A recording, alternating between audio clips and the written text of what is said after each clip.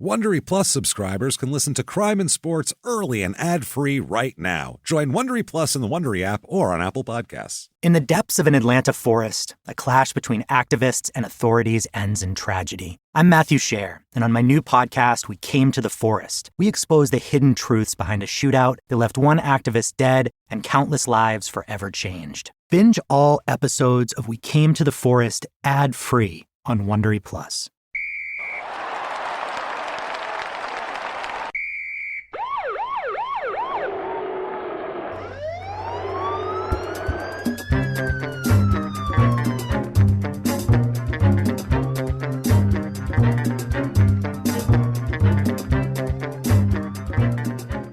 Welcome to Crime and Sports. Yay! Yay, indeed, Jimmy. Let's bask in it. Let's bask. My name is James Petrogallo. I'm here with my co-host. I am Jimmy Wissman. Thank you, folks, so much for joining us this week on Crime and Sports. God, do we have an insane episode this week. I can't wait. It's a wild one. Yeah. First of all, I want to thank everybody this week for your iTunes reviews, all of your support, your Patreon donations, your iTunes reviews, PayPal, everything like that. You guys honestly keep us feeling good. You guys love us. You keep us going. You keep us in business here. That's what it is. You keep it so it's worth not sleeping for days to find crazy Swedish criminals like we have for you today. Great. It's crazy. If you haven't done it yet, please get on iTunes. Mm-hmm. I know it takes 30 seconds, but this takes like days and hours, and this takes like 40 hours to put an episode together. So if you could get on there, please just give us 5 stars. Doesn't matter what you say. You can say you're following instructions, following directions. We don't care. It's fine. It's just the 5 stars that help us on the business end. It's not for our egos. We promise.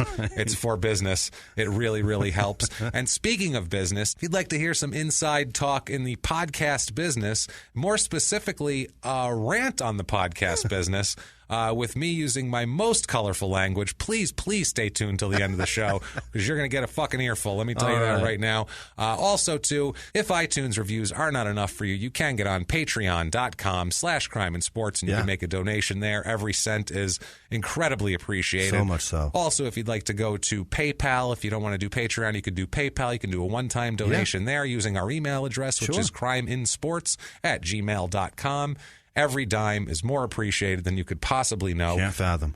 You can't fathom it. You really can't. It's ridiculous how appreciated this is. It really is. It's. I can't even describe it. It's that. Can't describe it. It's indescribable. It's so touching. Whenever my phone says there's a new donation, my mind fucking it spins. I can't believe that. Thank you guys. People care honestly. that much, but we really, really appreciate you caring that much. It keeps us going. Much. Thank you, and we'll tell you. You'll find out later on in my rant exactly how much it keeps us going and for what reason it keeps us going. Because we have some shitheads to talk about. Terrific. Besides that, hope you enjoyed last week's Cody East episode. Mm-hmm. Was that guy an asshole from day one or what? That was just a mess. Unbelievable. From the moment he came into any kind of public eye to really current day. Yeah. We have today, this is by far and away the most difficult episode I've ever had to do research for. Yeah. Blows everything else out of the water. Not even close. Not even close. This guy did nothing in a country that ever spoke English. Ever. That's helpful. So everything I found was in other languages and had to be translated. And when you translate things, especially from Swedish, it doesn't just come out in a normal sentence. It's like a word jumble where you have to go, okay, there's 8 words and they make a sentence somehow, but they're not in the right order. Make this word salad. So you just have to put it together and go, okay, that sort of makes sense. Here's a Caesar salad, but if I change them around, it's a Cobb. So what the fuck? Difficult. Oh, God, it's so difficult to track. And the last country he ends up in where this one crime at the end is just... It's crazy how hard this was. So any confusion, anything, if I repeat myself, it's because I might have written it down in my notes 3 times because I thought I was saying one thing and then I said something else, and I haven't slept for 3 days. But still, let's do it. It's a crazy, crazy, crazy story, unlike anyone we've ever covered before. It's the story of Kenneth Eriksson. Okay. That is Eriksson spelt in a very Scandinavian way. It is Erikson. Oh, boy. Eriksson. Eriksson, yes. Not a lot of those in the States exactly spelled like that. Why is it spelled like that? Because he's from Sweden. Mm-hmm. He's born in Sweden. Because he's a fucking Viking. He's a Viking, all right. Where do you see his Viking behavior? Yeah. He pillages, this guy, boy. He's a pillager. This story, the other thing here, this story, very little sports in this story. Yeah. We will be done with sports in 10 minutes, and we're going to be moving on to nothing but assholery and nickery and fuckery as far as the eye can see. He, like I said, he's born in Sweden. He's from Kramfors. Kramfors. Okay. I am not even going to apologize for mispronouncing Swedish shit. We already did. So no idea. I know we have listeners in Sweden. We have actually a decent amount of listeners. We apologize. Yeah. We will fuck up every name, every city name, everything. We really do apologize. This shit? Yeah, we really do apologize. But if you're hearing us, you probably don't speak perfect English, so you're probably like, it's the same thing. You're going to translate us a little off. We're going to translate you a little off. We'll work on it. They probably think we're funnier than we are. Probably, yeah, just because we're idiots. Right. Like we ask of all of our foreign cases, anyone from there, we do ask that you find our ignorance charming. That's what we ask every time. We beg you to find our ignorance charming. We're trying our best. I'm not even going to speak for James, but I'm a fucking idiot. So. Well, I wouldn't say you're an idiot. And I'm not an idiot, but we're trying hard here. I give my best effort, which sometimes is valiant, other times is not. We try our best. We really do. Sweden, in case you don't know. They often say that about the kid that's like last at everything. He's trying his best. That's trying so hard. That's me. That's us. Sweden, if we talk about it here for a second, if you don't know where Sweden is, because most people in the States probably couldn't pick Sweden out on a map. I know people in the States that can't pick New York out on a map. So Sweden, I wouldn't even ask. It's in the middle of a bunch of countries, right? That's a good way to put it. It's not. It's kind of. Want me to tell you where it is? Would that be easier than you try to guess?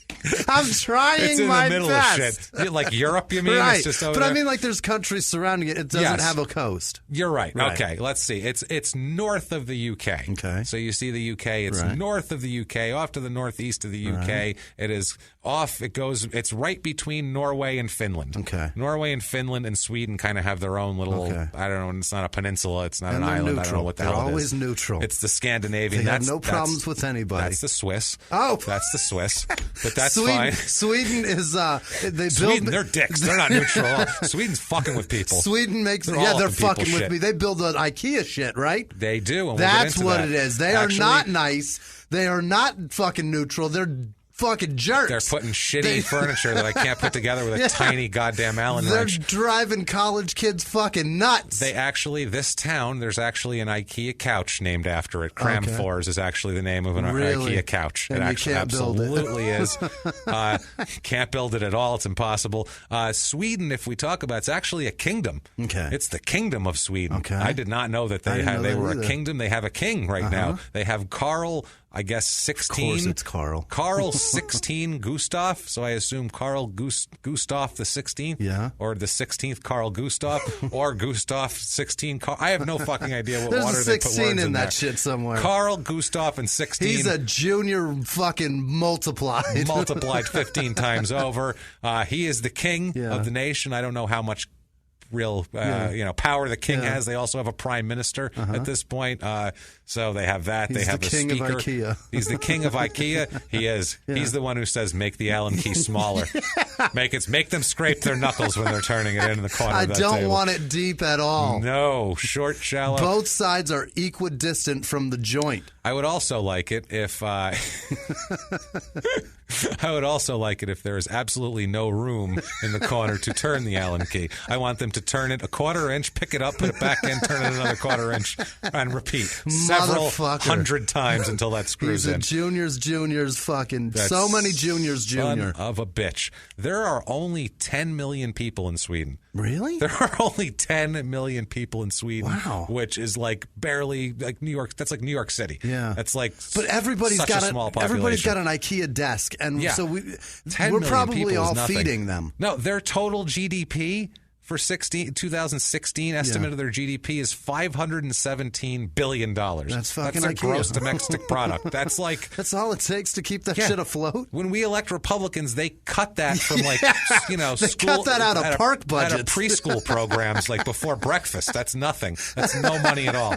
We cut that from shit in our budget, and this is like, that's their whole... That keeps their whole country going. Not only their whole country, that's their gross domestic product. That's their GDP. That's all of the shit Everything. moving. Yeah, that is crazy. That's a very thin-oiled machine. That is, but they only have 10 million people. It's like 2 Phoenix over there. We live in Phoenix. There's about 5 million people. There's 7 in Arizona. Yeah, there's 5 of them are here. Yeah. So that's like 2 Phoenixes, basically, is the entire country of Sweden. It's a nice looking country too. Yeah. It really is. It's a pretty looking country. I thought it was nice looking. It's the Alps? Oh, that's Swiss again. That's Swiss again. You really want them to be Swiss. No hot chocolate. They make some great cheese. No chocolate. They don't make watches there. None of that shit. None of that. I think they do make chocolate in Sweden, but still, it's not the chocolate you're thinking about in Swiss. If you picture a little snow globe with a mountain town with a thing on the top, not here. Not here. Switzerland. Other place. Early 12th century, it became the Swedish kingdom. That's when it really was established. It was early 12th century. So we're talking the 1100s. Yeah. And now it's Sweden. It's not very old then. No, it's really not. 1,000 years. Well, because shit was conquered and this and that, and so it's that actual kingdom. It's not actually to have a 1,000-year-old kingdom that hasn't been knocked over 12 times since then is actually not too shabby. Pretty impressive. For back, yeah, it's not bad actually. This Kramfors is a small town. It's a nice little town, but it's way out. Okay. It's not in a city. This is like a rural area. Yeah. There's about 6,000 people in this town. Okay. So that tells you right there. It's tiny little Sweden town that they make that they name IKEA couches after. Yeah. This is like find a murder that happened there. We can cover it on our other podcast. Yeah, no shit. Yeah, really. At this town, we could too. We covered on Small Town Murder, which you should also be listening to. It's pretty interesting here, this whole thing, because like this is the exact opposite of like Ron LaFleur in Detroit. Yeah. You know what I mean? Yeah. Like this is the absolute polar opposite. I swear to God, it's like if you turned it over like upside down, and what's on the other side of the coin? It's this guy. Ron LaFleur's the head, and this guy's the tail. And the other side of the country too, or the world. I mean, other side of the world, everything. Yeah. Again, I'm trying my best. He's trying. He started Kenneth Eriksson, back to him away from Sweden, started playing hockey because this episode's a hockey player. Okay. Hockey is our sport here. Very little hockey in it, though. Started playing hockey as a 7-year-old. Oh. It was a talented... people play hockey from a young age. Yeah. Hockey's one of those sports, it's because you have to skate. Right. So Once you can learn to ice skate, you're in. You have to know how to do it well enough to where you're not even thinking about the skating part. So it's one of those where you kind of have to start at a young age. It's not like you can't just jump in like 11th grade and be like, hey, I can play hockey now. Like, that shit doesn't work. I know hockey players like back east. They all played from the time they could walk. Right. They stuck skates on them and pushed them out there. But when rollerblades came out, if somebody was 15, you'll fall the fuck over for months and months and months before you figure that shit out. Because they're awful rollerblades. Well, it's the same Terrible. thing. It's essentially ice skating without ice. It is. And also, if you want to... Homosexual. I was going to say, if you wanted to feel a little less masculine also, that's the other thing you could do there to do that. Get a fucking skateboard poser. Yeah. Oh, God. I was a skateboarder when I was like 13, 14, and I used to hate those fucking rollerbladers. Because they'd like go to skate parks and get in the way. And it's like, they're attached to your feet. You're just jumping up in the air and landing on your feet. That's easy. The old joke is, what's the hardest part about rollerblading? It's telling your parents you're gay. Oh, yes. Yeah, the old when you were a kid. Yeah, I remember that from like high school. Yeah. And it still makes me laugh. Well, because it's just stupid. It's very sad. Nothing against anybody gay or anything like that. That's not what we're saying. It's a stupid sport. The joke is as stupid as the sport. It's so stupid, that sport. It really is. I used to get, it's not a sport. It's just an activity. No. But I remember getting so angry going, because they'd land stuff and be like, yeah, and it's like, you landed on your feet. Right. Wow, that's pretty impressive. Try landing on your feet also with a board that's not attached to you with wheels on it that could have fallen off at any time while you were in the air. And get the board to land on the wheel side. There you go. And stay on it. That's not attached to you. It's bizarre that can even fucking happen. I don't get that either. That goes for snowboarding too. Right. It's fucking attached to your feet. Right. I'm sorry. As a skateboarder, I look at snowboarding and go, that looks easy as shit compared to skateboarding. Right. Like I see them do jumps, I'm like, you're not kicking that around. Right. Half the battle is keeping the board on your feet. Put some tape on that shit. Yeah. Put some sandpaper tape on it and try to fucking grip. Anyone who's ever skateboarded, when you ollie or when you do anything, the hardest part is landing on the board. That's the hard part. It's not getting the board off the air, off the ground. It's not any of that shit. That's fairly easy. On it. If that part is already taken care of, you're pretty much fucking done at that point here. So this kid here, Kenneth Eriksson, 7-year-old little Swedish boy playing hockey. His teachers actually remember him and say he was a very nice boy. Yeah. He was very quiet. He was actually small for his age at the time. He had dreams of becoming a hockey player. Yeah. He wanted to become a hockey player. He was a good young player, won a lot of trophies. He did that sort of thing. As a runt. As a little runt, yeah. And he grew into his size. He ends up being a bigger guy than that. But he ends up, by the age of 19, he is actually considered a talent, and he's actually being looked at by teams. And he's, as we've gone over with these hockey, episodes here, they look for these. It's kind of like you can recruit in the middle of nowhere and just go find some kid in the rural Sweden you find a to toe go find. somewhere. That's what it is here. He ends up playing for as a team. It's Kramfors Eliasson, but it's Kramfors Alliance seems to be the translation that I got. Kramfors Alliance, but I don't know because it's Swedish. So if I fuck anything up on the Swedish stuff, I seriously apologize. But it's Kramfors Alliance. That's his hometown team. Sure. They played in the second division of the Swedish hockey system. So I assume it's kind of like soccer, like we've gone over soccer, and they have the different, they have this league and then that league. Right. And I think it's that sort of thing. Because he starts in the second division, though. Yeah, he starts in the second, but it sounds like soccer to where if your team is lousy, it gets dropped down to another. That rule. Yeah, they kick you out and they get a better team in the division, and you're like a minor league team now, or you're a third-tier team now, or whatever. I think that's a cool-ass rule. It's a great rule. The Browns would be playing Pop Warner teams in a parking lot on a Saturday afternoon. The Browns would have started football this week because college started today. Yeah, exactly. They would have, not even college. They'd be playing a group of 13-year-olds. I want like kids from juvie that are like 13 that they're trying to give them something to focus on. Kids with a blade in their sock. Exactly, playing the Browns because that's what they deserve. God playing damn it. like guards versus inmates fucking rules. Yeah, exactly. That's amazing. That's what I want for the Browns because that's what they deserve.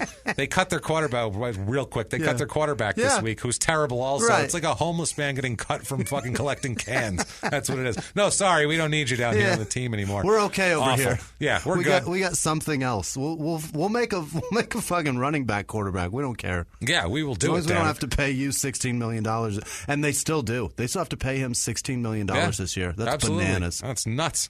So he's in this town, nice little town. He's playing hockey. This town was all through the 1900s. It was a forestry. That's all it was. It was forestry.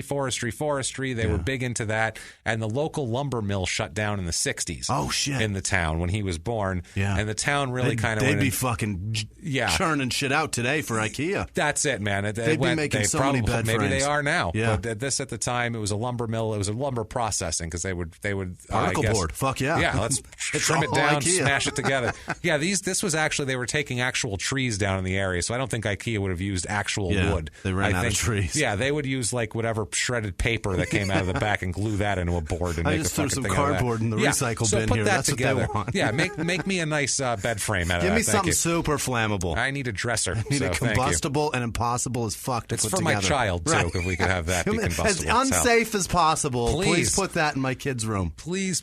I'm going to put a lamp on it. Something hot. Something, damn it. Keep everything warm away. Right. No, don't put your cocoa on there.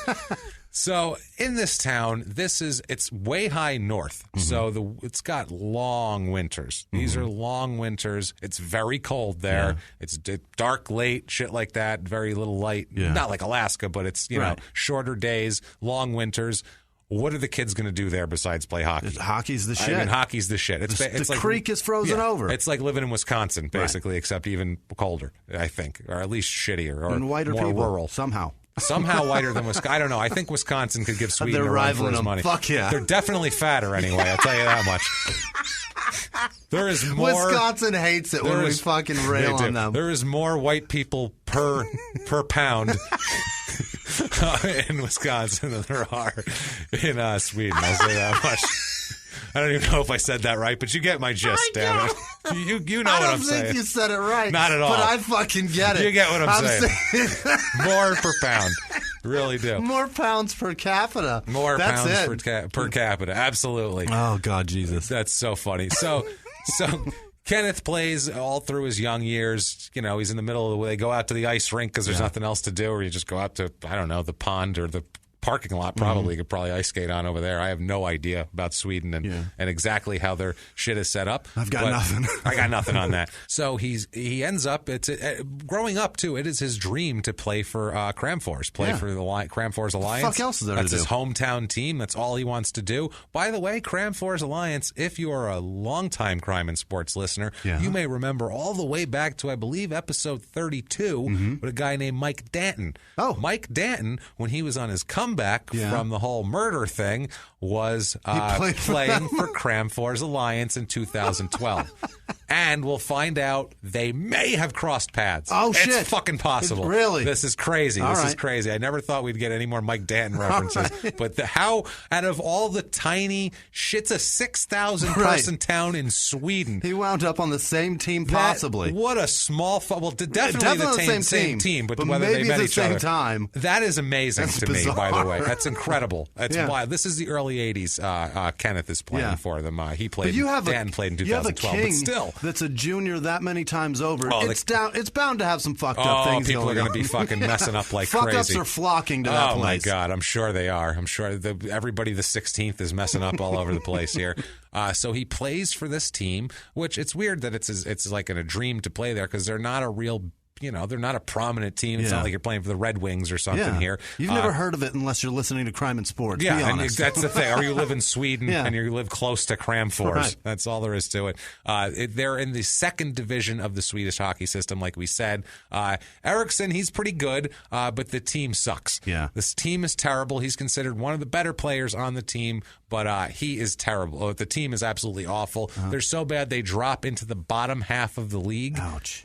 When he's playing. And he starts playing, I believe, on the team when he's 17. Yeah. By 19, he's starting to get better and be a good player. And it's at least what I got from the Swedish translation. I have no fucking idea, to be honest with you, but I'm pretty sure that's what we're talking about here. By the time he's 19, they go from being a second division team, like when he started, to being a fourth division team by the time he's 19. Ouch. He's so distraught by this. Yeah. But he doesn't want to leave, really. That's the other thing here. Most of the players who could play at all were leaving this team left and right to get away from this shit. They suck. But nobody wants to play for him. them. No, it's home for them. And also, too, I don't think he's not that great to where there's a lot of people clamoring for him, and a lot of people wouldn't have seen him on this team, especially if they suck. So he's got limited options, and he doesn't really know what to do. So what he ends up doing is, at 19 years old, he just stops playing hockey. He just quit.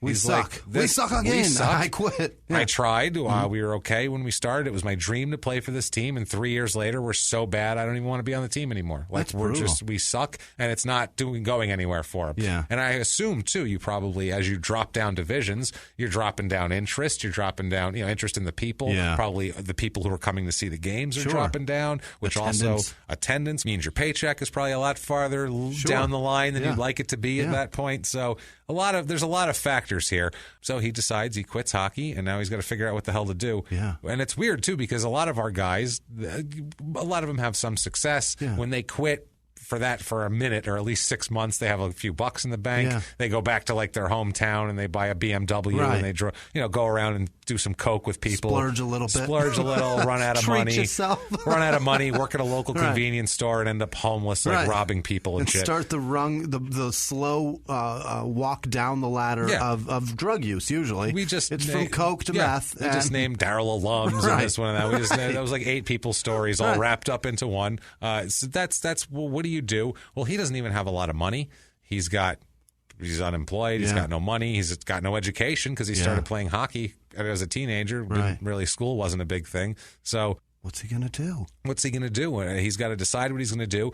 We have an in their own words on why he quit to begin with. Mm-hmm. So let's do an in their own Swedish words here. I love it. In their own words, quote, "If I could not play at the top level with my home team, it got it." I don't know what the fuck that means. I assume that's a weird translation. That was a fun word salad. It got it. I don't know what that means. I figured that means he quit. I guess he's gone. It's over. Instead, he gets a job at a place called Nordwin. Mm-hmm. Nordwin besides El Pass. I don't know what the fuck that is. I'm not sure. It's in Crampfers, so he's happy about that. And apparently this is actually a good job. The company he works for manufactures hydraulics, so that... and it's near the hockey arena, too. So he's got to look at that every day. Yeah. And he goes in to make hydraulics. He's got to go look at... Making hydraulics for the fucking... What could have been. For that... What's the fucking thing called? The ice sweeper thing? Zamboni. Zamboni. He's making Zamboni hydraulics. I was going to say Stromboli. He's making Stromboli.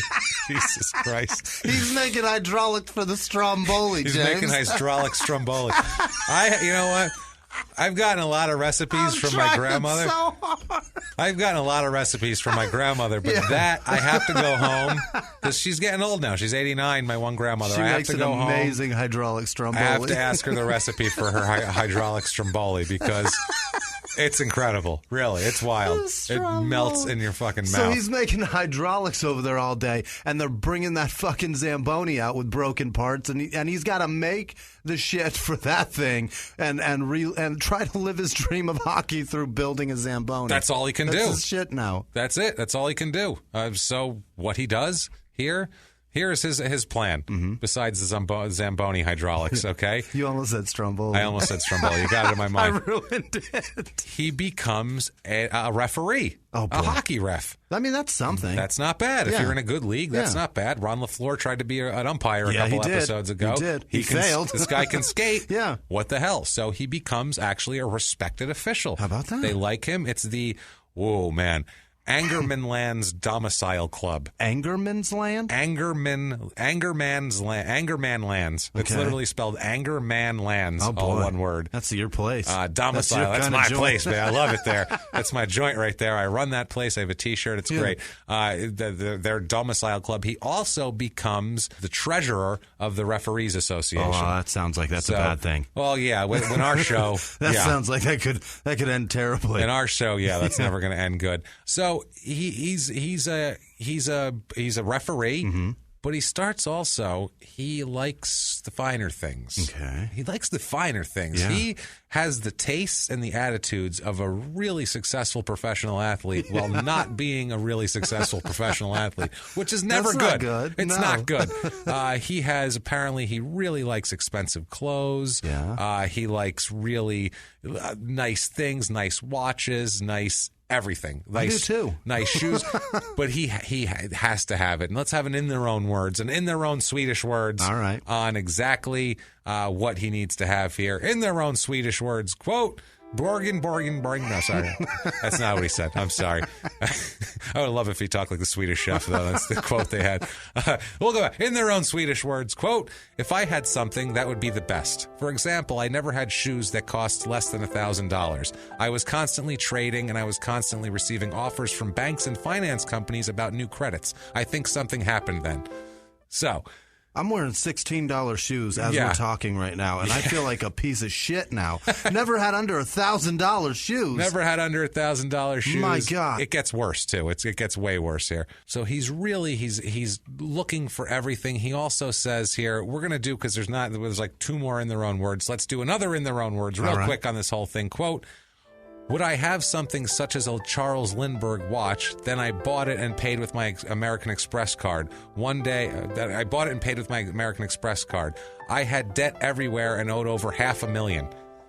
So $500,000 just in debt. Just in he's got clothes shit. and Just watches shit and laying shit. around. Yeah, not anything he didn't like. It's not even a drug problem. Yeah. He's just like likes It's to not piss even money like away. shit you can sell, like a house that you can get that money back and pay it off. No, he's just like he thinks he's just like he's like hood rich is what he's doing. Like that's right. Like he's like Ron LaFleur when he robbed the grocery store for $1,600 in 1959. Right. It's like buddy, I got it all. I'm gonna go get so much bubble gum with this. It is. So he needs money. So where can he get money? Where does he have access to money? Oh, no. Let's see, possibly where. He's a treasurer. I'm a treasurer of a referees organization. I know what I'll do. They've got at least $60 in there. I'll steal 38,000 kroner from the cashier box thing of that the referee association had. The petty cash. Their petty cash, basically, and I will run away to Rio de Janeiro in 1991 to get away from the cops. 36 grand. So he doesn't steal it to like try to pay back his creditors. No. When I was reading this at first, I'm like, oh, he's going to pay back his creditors. Then I'm like, wait a second.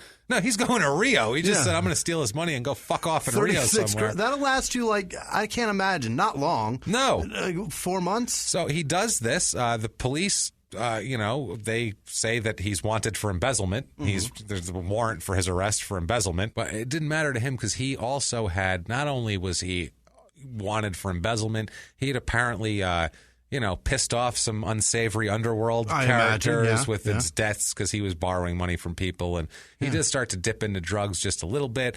His coworkers, he borrowed money and shit from his coworkers. And so, I mean, he was in a bad spot, this guy here. Once the warrant comes out for his arrest, he drives to Denmark and then goes to Germany from there to try to get to avoid the police scrutiny. Drives to Germany and then gets on a plane to Brazil, like we said, and ends up in Rio. And he hides out in Rio.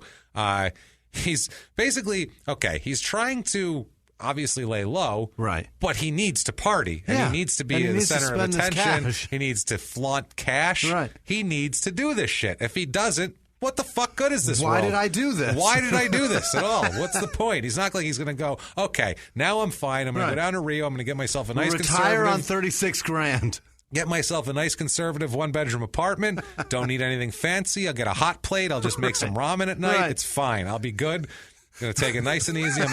There's an antique shop down the street. I'm going to work there. No. I get a feeling that's not how this shit's working out. No. He's just partying, doing his thing, going all over the place. And now, how did they not notice, too, that he's like so fancy wearing $1,000 shoes as a fucking referee? Right. Didn't anybody go, you're making more? You make more than the players here? What's going on? It's ridiculous. So, yeah, he's down there. He's in Brazil, which doesn't seem like the best place for a guy who's a complete idiot and likes to party and act like a jackass wherever he goes. He doesn't know what to do. He's down there for a few months. He spends basically a winter down there, pissing away all the money he stole and trying to figure out what to do next. This guy. Yeah, he's a trip. He's a problem. Wait till you get to later. He's a definite problem. This guy. Whoa! Our final crime here is brutal. And it's final crime. Oh, final crime. There's several. Trust me, and it's brutal. Well, we're already done with sports. Yeah, he's done. It's over. Hockey's over, guys. Grace is there. Checked out. Done. So Grace. Yeah. In case you're wondering, partying in Rio is Grace. We're gonna because I can't even call Grace on the career. We'll just say stealing that money, he must have felt great when he stepped off that plane in Brazil. Fuck yeah. Pocket full of money, free from all that shit in South America rather than Sweden. Yeah. Holy shit, you can see women here. I'm already tan. Oh, look, there's an ass. Holy shit, it's not covered in a snowsuit. This is terrific. My God, he must have been in heaven. So he's trying to figure out what the hell to do. Descends those steps from the plane with the hardest boner he's ever seen. You know he was just chest out, feeling great about $1,000 shoes kicking in the sun. He walked down those fucking steps hunched over trying to hide the boner. He didn't want to be a creep. He's got 36 grand in his pocket. Is that 36 grand in your pocket, or are you just happy to see all this ass? Actually, both. Both, as a matter of fact, actually. Yeah, I like the ass, but this 36 grand's making me... Did I show you my shoes? $1,000. $1,000. I've never had $1,000 shoes. Have you? The fucking crazy part is that he can only afford 36 pairs of shoes at this point in his life. And it's over. He's essentially living my life because I've got $16 shoes. Yeah. That's all I can afford too is about 36 pairs of these. And then I'm broke. And I don't know what the hell a kroner is either. I don't even know what the translation is. I don't know how much that is in fucking Rio. I don't know either. And that's what I mean. I didn't look up the kroner to Rio? To Rio money. I don't know what that is. To Brazilian money. I don't know what the shit that is whatsoever. So he's asking a friend. He's got a friend in Brazil somehow. Yeah. And he tells him that he can basically do. He knows how he can get him out of this. Okay. He said, I can get you out of this. Here's what you need to do. And he gives him a plan. And he says, this will get the authorities off your back. You'll make some money. You're going to travel the world. You're going to do some shit. Okay. Listen, this is what he tells That sounds illegal. It sounds like he's trying to get make him a sex worker. It really does. It sounds like he's trying to sell him into the black market. Instead, how's your butthole? Yeah, right. Instead, this is 1991. Yeah. He flies back to Sweden. Stays in Kramfors for a minute. Okay, just for a short time. just, I assume, to scam some money out of his parents or something like that. And then he heads to France. Show up at the office, you know. Yeah, you know. Like, I'm here, everybody. Hey, guys, how you doing? Just act like nothing happened. Yeah. Punch in and Why shit. Why are you so tan? Yeah, he's punching in. Hey, guys, how you doing? Yeah, wow, dude, what's up with that? You look amazing. Everyone here is completely pale. You realize that, right? We all look like this. We get lost in the snow. Even our hair. You come in here looking like George Hamilton. What's the fucking deal here? What's your problem, dude? Behind the closed doors of government offices and military compounds, there are hidden stories and buried secrets from the darkest corners of history. From covert experiments pushing the boundaries of science to operations so secretive they were barely whispered about. Each week, on Redacted, Declassified Mysteries, we pull back the curtain on these hidden histories. 100% true and verifiable stories that expose the shadowy underbelly of power. Consider Operation Paperclip, where former Nazi scientists were brought to America after World War II, not as prisoners, but as assets to advance U.S. intelligence during the Cold War.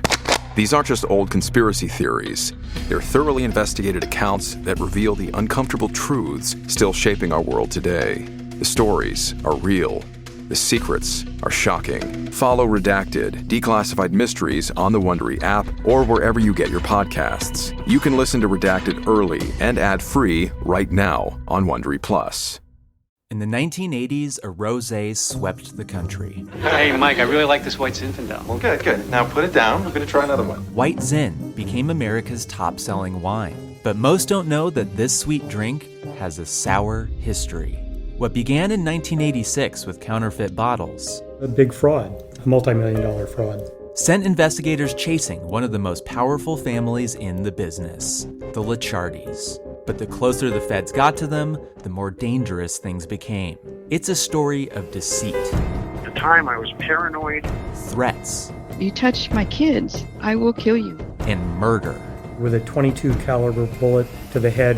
What started with a scheme to mislabel wine spilled into a blood-soaked battle for succession. Welcome to Bloodvines. You can binge listen to Bloodvines exclusively and ad-free on Wondery Plus. Join Wondery Plus in the Wondery app, Apple Podcasts, or Spotify. And now back to the show. So he comes in. Kenneth comes back. He travels from Cramfors. You know where he goes? France. What? You know why he goes to France? No. This is an interesting thing. He goes to France to join the French Foreign Legion. What? Yeah. What? We've never had that turn in a story before. He's a criminal. He's wanted. We've had sports and crime, and now he's going to join the military. We've never had that happen before, ever. He's going to join the military of a country he's not even a national of. Well, it's the French Foreign Legion, and most of them are made up of foreign fighters. Actually, that's why they do it. Well, and this is something I just learned. I feel like I should have known that at some point in my life. Well, I'm going to tell you a little bit about the French Foreign Legion in a second. Wait. His father, Leonard Eriksson, is his father. His father, we're going to talk to quite a bit later on because his father's funny as shit later on. I translated from Swedish. He makes me laugh, this guy. I don't know why. Like the things he says. He says, quote, as a young man, he talked about the Legion. I did not get it then. I could never believe he would go that way, he says, because you wouldn't think he would with being that fancy and everything. Yeah. He's fancy. So they don't have nice shoes, those guys. No, goddamn no. French Foreign Legion, we'll give you a thing here. It's established in 1831. Okay. So I never thought it was that old. It's a military service branch of the French Army. It's created for foreign recruits willing to serve in the French armed forces. Okay. It's kind of a way to expedite citizenship also. Okay. You can go there, you fight for them, you go join their little army, and then you get to Happy birthday. Yeah. It's also open to French citizens, but the French citizens are only about 24% of the recruits. Their whole thing is they're trying to build a unit out of people from different places. Okay. So that's their whole thing, and they seem to do a decent job out of it. Yeah, they seem to do a decent job out of it. It's actually part of the French military, but it's the only unit of the military that doesn't swear allegiance to France. I certainly hope they don't have a cash box they keep somewhere lying around for weapons or something, because this guy's going to fucking steal it.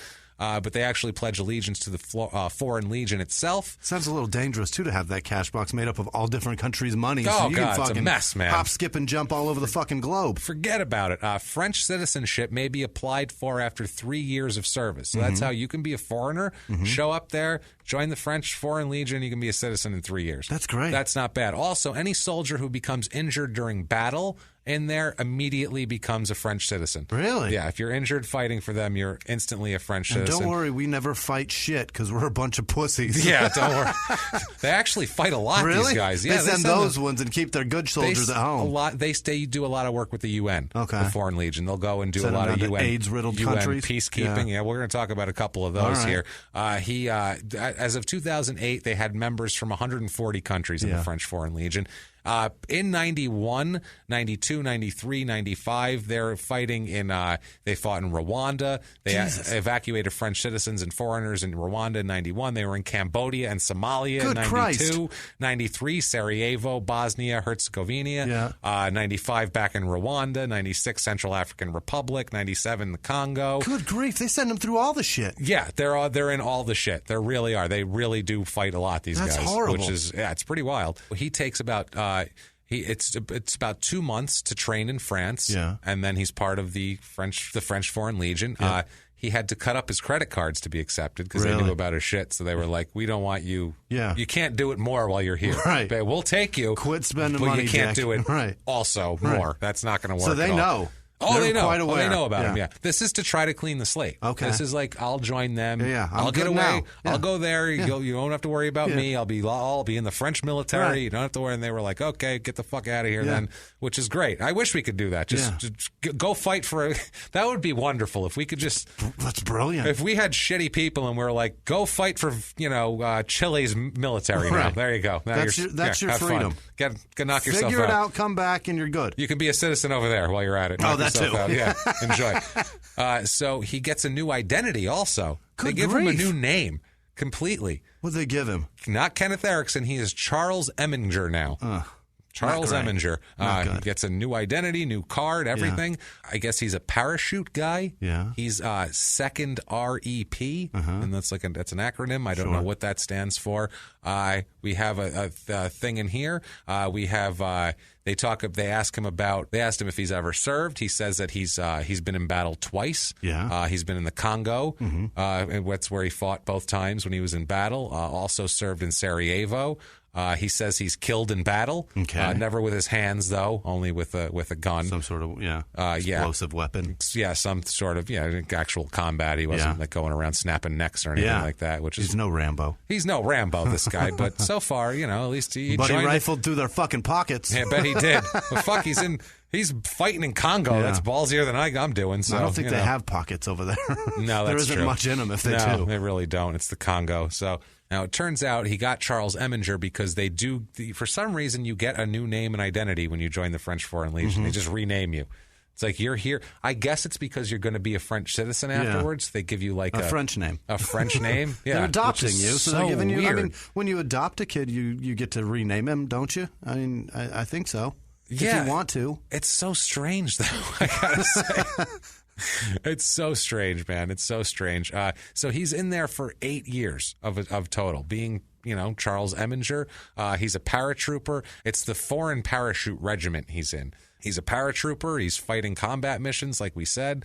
He worked with NATO forces in Sarajevo. Yeah. And all of this time, he's free and clear of his This is fucking crazy. embezzlement charge. Yeah. So, I mean, but he serves 9 years in the. He would have done less time in Jesus. prison.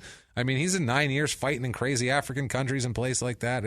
It's crazy. But everybody there said about him that, his athletic prowess and his physical discipline for being a hockey player served him super well. Shit, yeah. Like he did really well, and they were very impressed with him. In combat, he's a good guy to have. And in France, those guys all smoke like crazy. They can't run.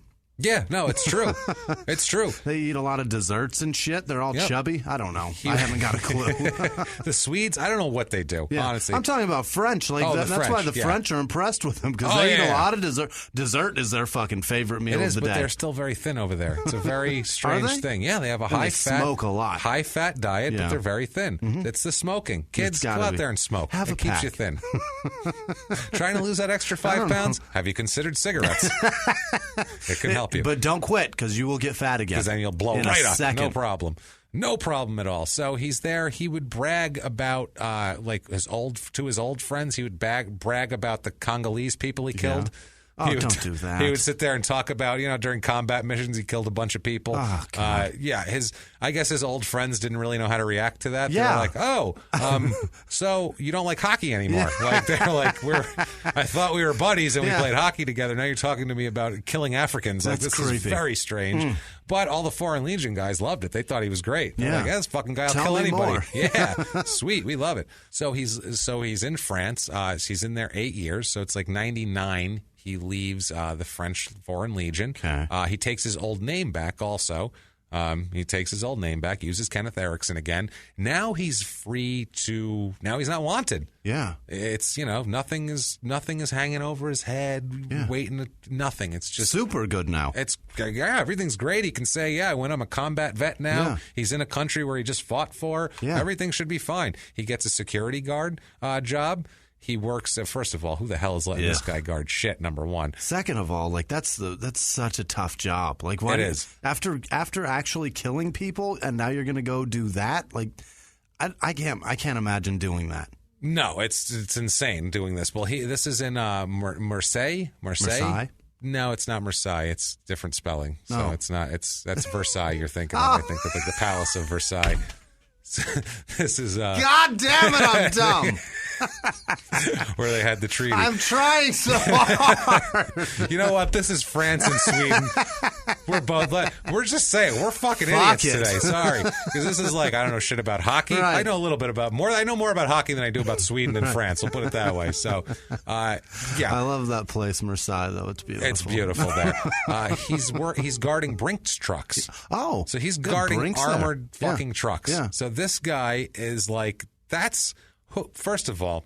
For a guy who's got an embezzlement charge on his record. He's got a problem when there's money around and nobody's touching it. It will be his. Hey, guard this truck full of money. Would you? The whole truck full of... I need you to watch the money that nobody else is watching. Be careful because it's cash, too, so it's just untraceable. Shit just disappears it just so goes fast. And people could spend it and we'd never know. If you put it in your pockets, we'd have no clue. We'd have no clue. So really, you just want to do Please that. just keep an eye on it. In case somebody tries that. Please.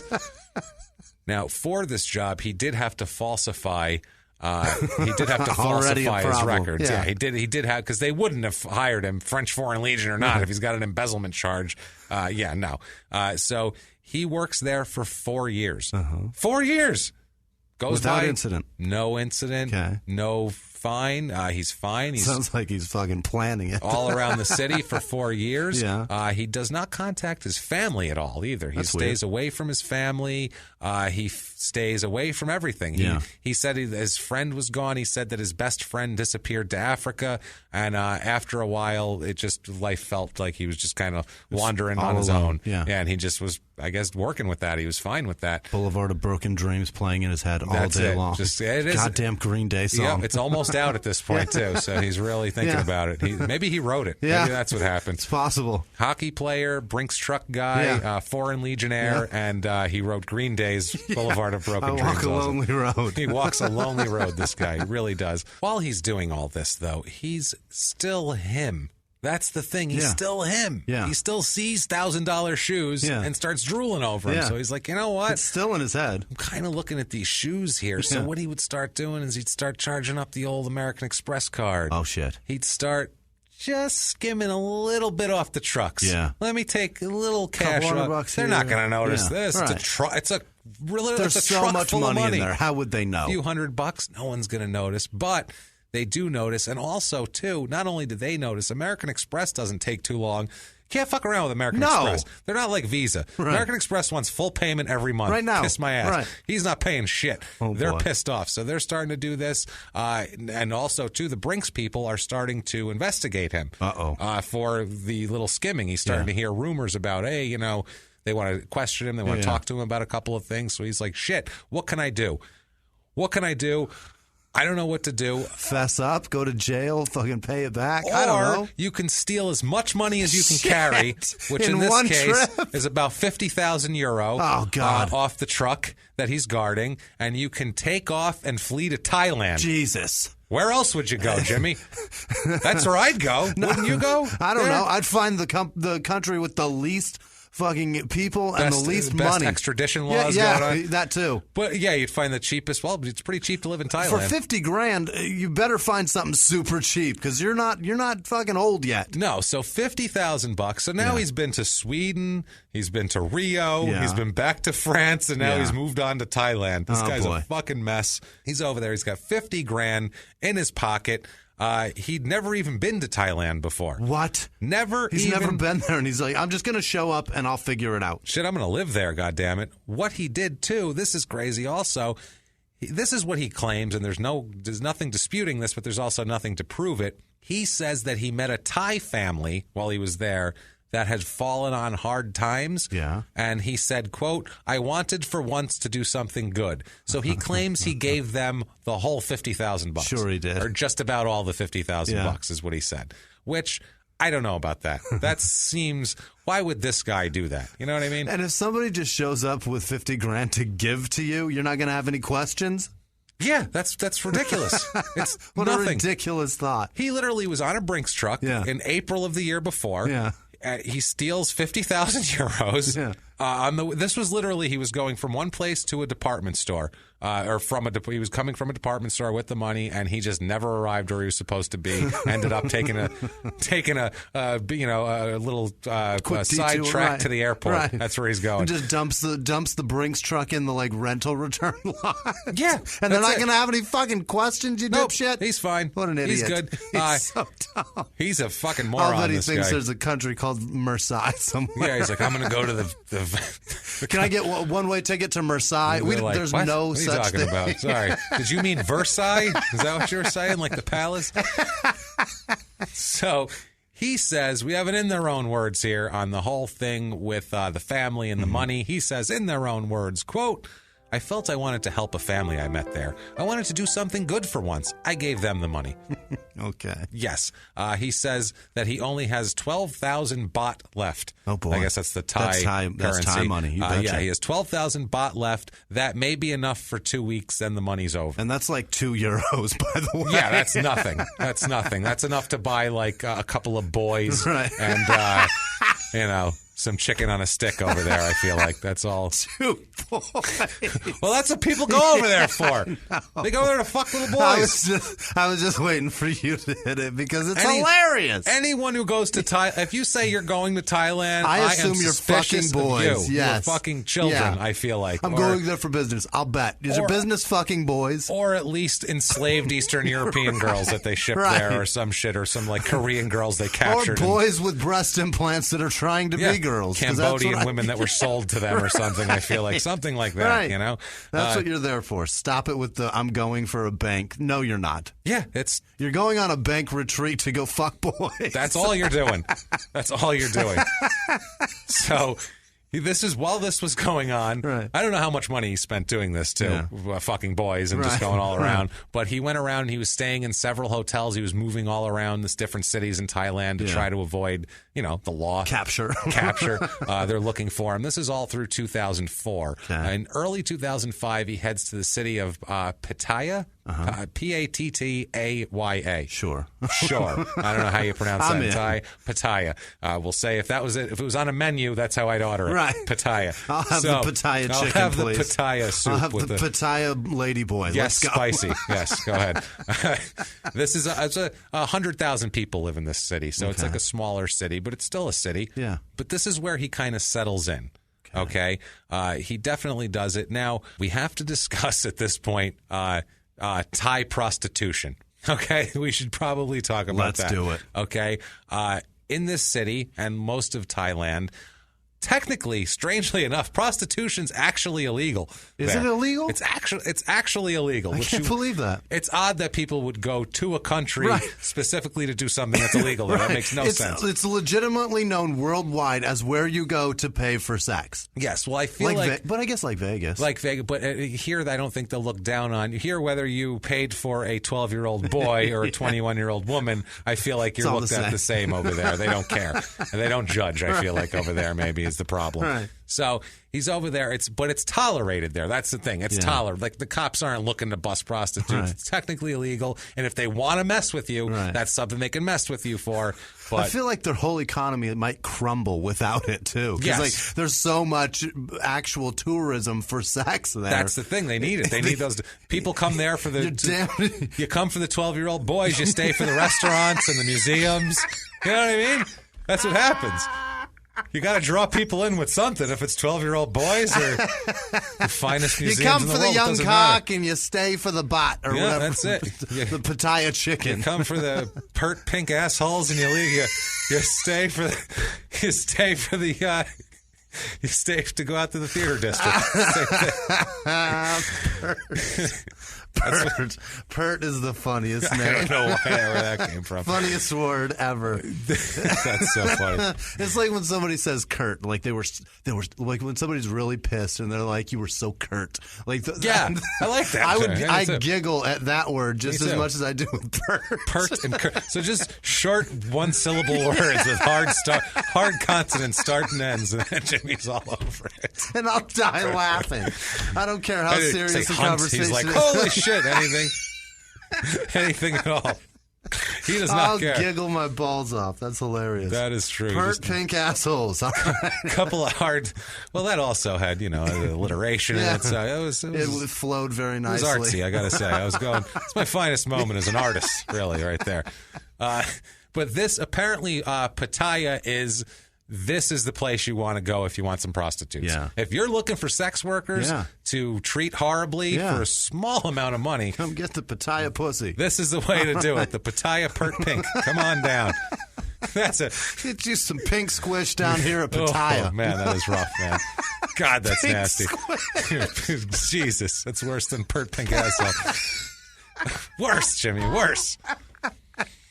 Oh, all right, man. go on. So this one article I was reading, this guy he had been to Thailand and back, and he was saying a bunch of friends of his in university went to Pattaya once, and they said, quote, "It's amazing what a couple thousand baht can buy you in Pattaya." Oh, I'm sure. Meaning people. Yeah, meaning I'm sure. It's amazing that you can get like 6 people for that. Like they'll just pull up a pickup truck like you're picking up migrant farm workers from Home Depot, only they're dropping off sex workers to you. It's fucking ridiculous, Unbelievable. Man. So now he's there.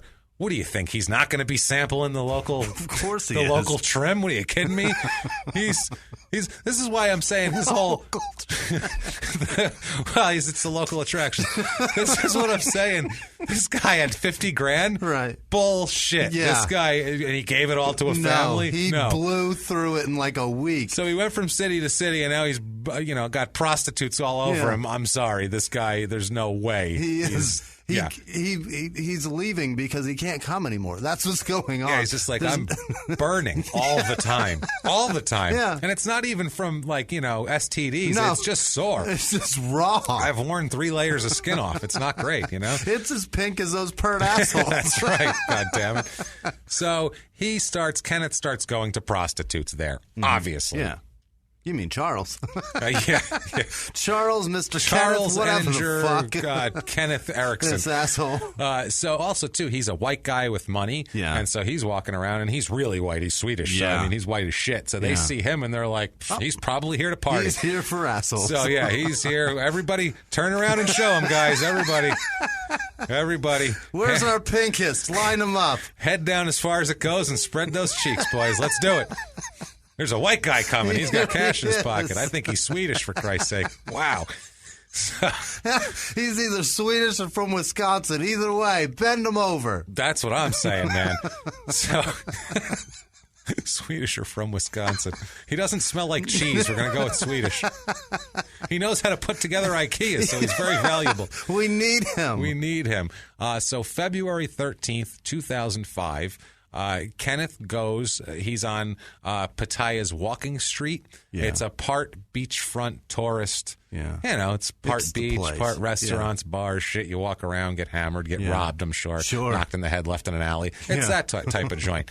So he's doing this February 13th, 2005. It's also known mainly as an open-air flesh market, basically. Okay. It's also known as... Fun during the day and dangerous as fuck at night. Yeah, you go there, you can find some prostitute, you can find whatever you want, basically. Drugs, the whole deal. So he finds himself a young lady. Yeah, he does. He finds himself a young lady. They go back to the hotel together. They go back to the Siam Bayview Hotel on 2nd Road in Pattaya in Thailand there. So he takes her back. They're back at the hotel. We find out exactly what happens here. But at some point, they're on the 5th floor. This is in the afternoon, by the way. This isn't the middle of the night when they get back there. A bunch of the hotel guests start hearing noise and screaming from the room. Okay. Bad sign in a hotel with a prostitute. So he leaves the hotel. He leaves his room by himself and comes back a few minutes later, 20 minutes later, with 2 nylon suitcases. That he bought near the hotel. So he goes in the place, there's 2 people, comes out, there's 1, and then he comes back and needs suitcases, 2 suitcases. So maybe he's packing up all his things. He's got a lot of stuff. He's been buying knickknacks like crazy over there. You have no idea. Okay, so he ends up, what he does is he then takes the bag, which a witness named Michael Nyman said looked really heavy as he struggled to drag the bag through the hotel lobby. While he's doing this Michael Nyman guy is standing there watching him. It's like it's about 7:30 p.m. at a hotel. That's a busy time. Yeah. People are checking in and shit. People coming in, not leaving. He's dragging this big heavy bag out, big heavy black bag, dragging it through the lobby, like weaving it, like getting around hotel guests. Excuse me for a second. Can you move that box? Pardon me. Get by here. They're like, oh, sorry, excuse me, coming through. He's just dragging it through there. This guy watches him take it outside to a taxi that was waiting. The taxi driver had to help him get the bag into the car because apparently it was very heavy, this bag. And it's only 1 bag, but it's bigger than 2 suitcases. So how did that happen? That's weird. Super weird, right? One thing, though, not only did this tourist see it, but also, too, there is surveillance, which is hilarious, the surveillance video, because I've seen it. It is funny as shit watching this idiot drag the suitcase through the fucking hotel. The Benny Hill music dragging it through the people. It's asinine watching this idiot. It's so stupid here. So he's doing that. They go out. He ends up going to a local drug dealer. He gets some meth. And he comes back to the room, hangs out. Nobody ever hears another word.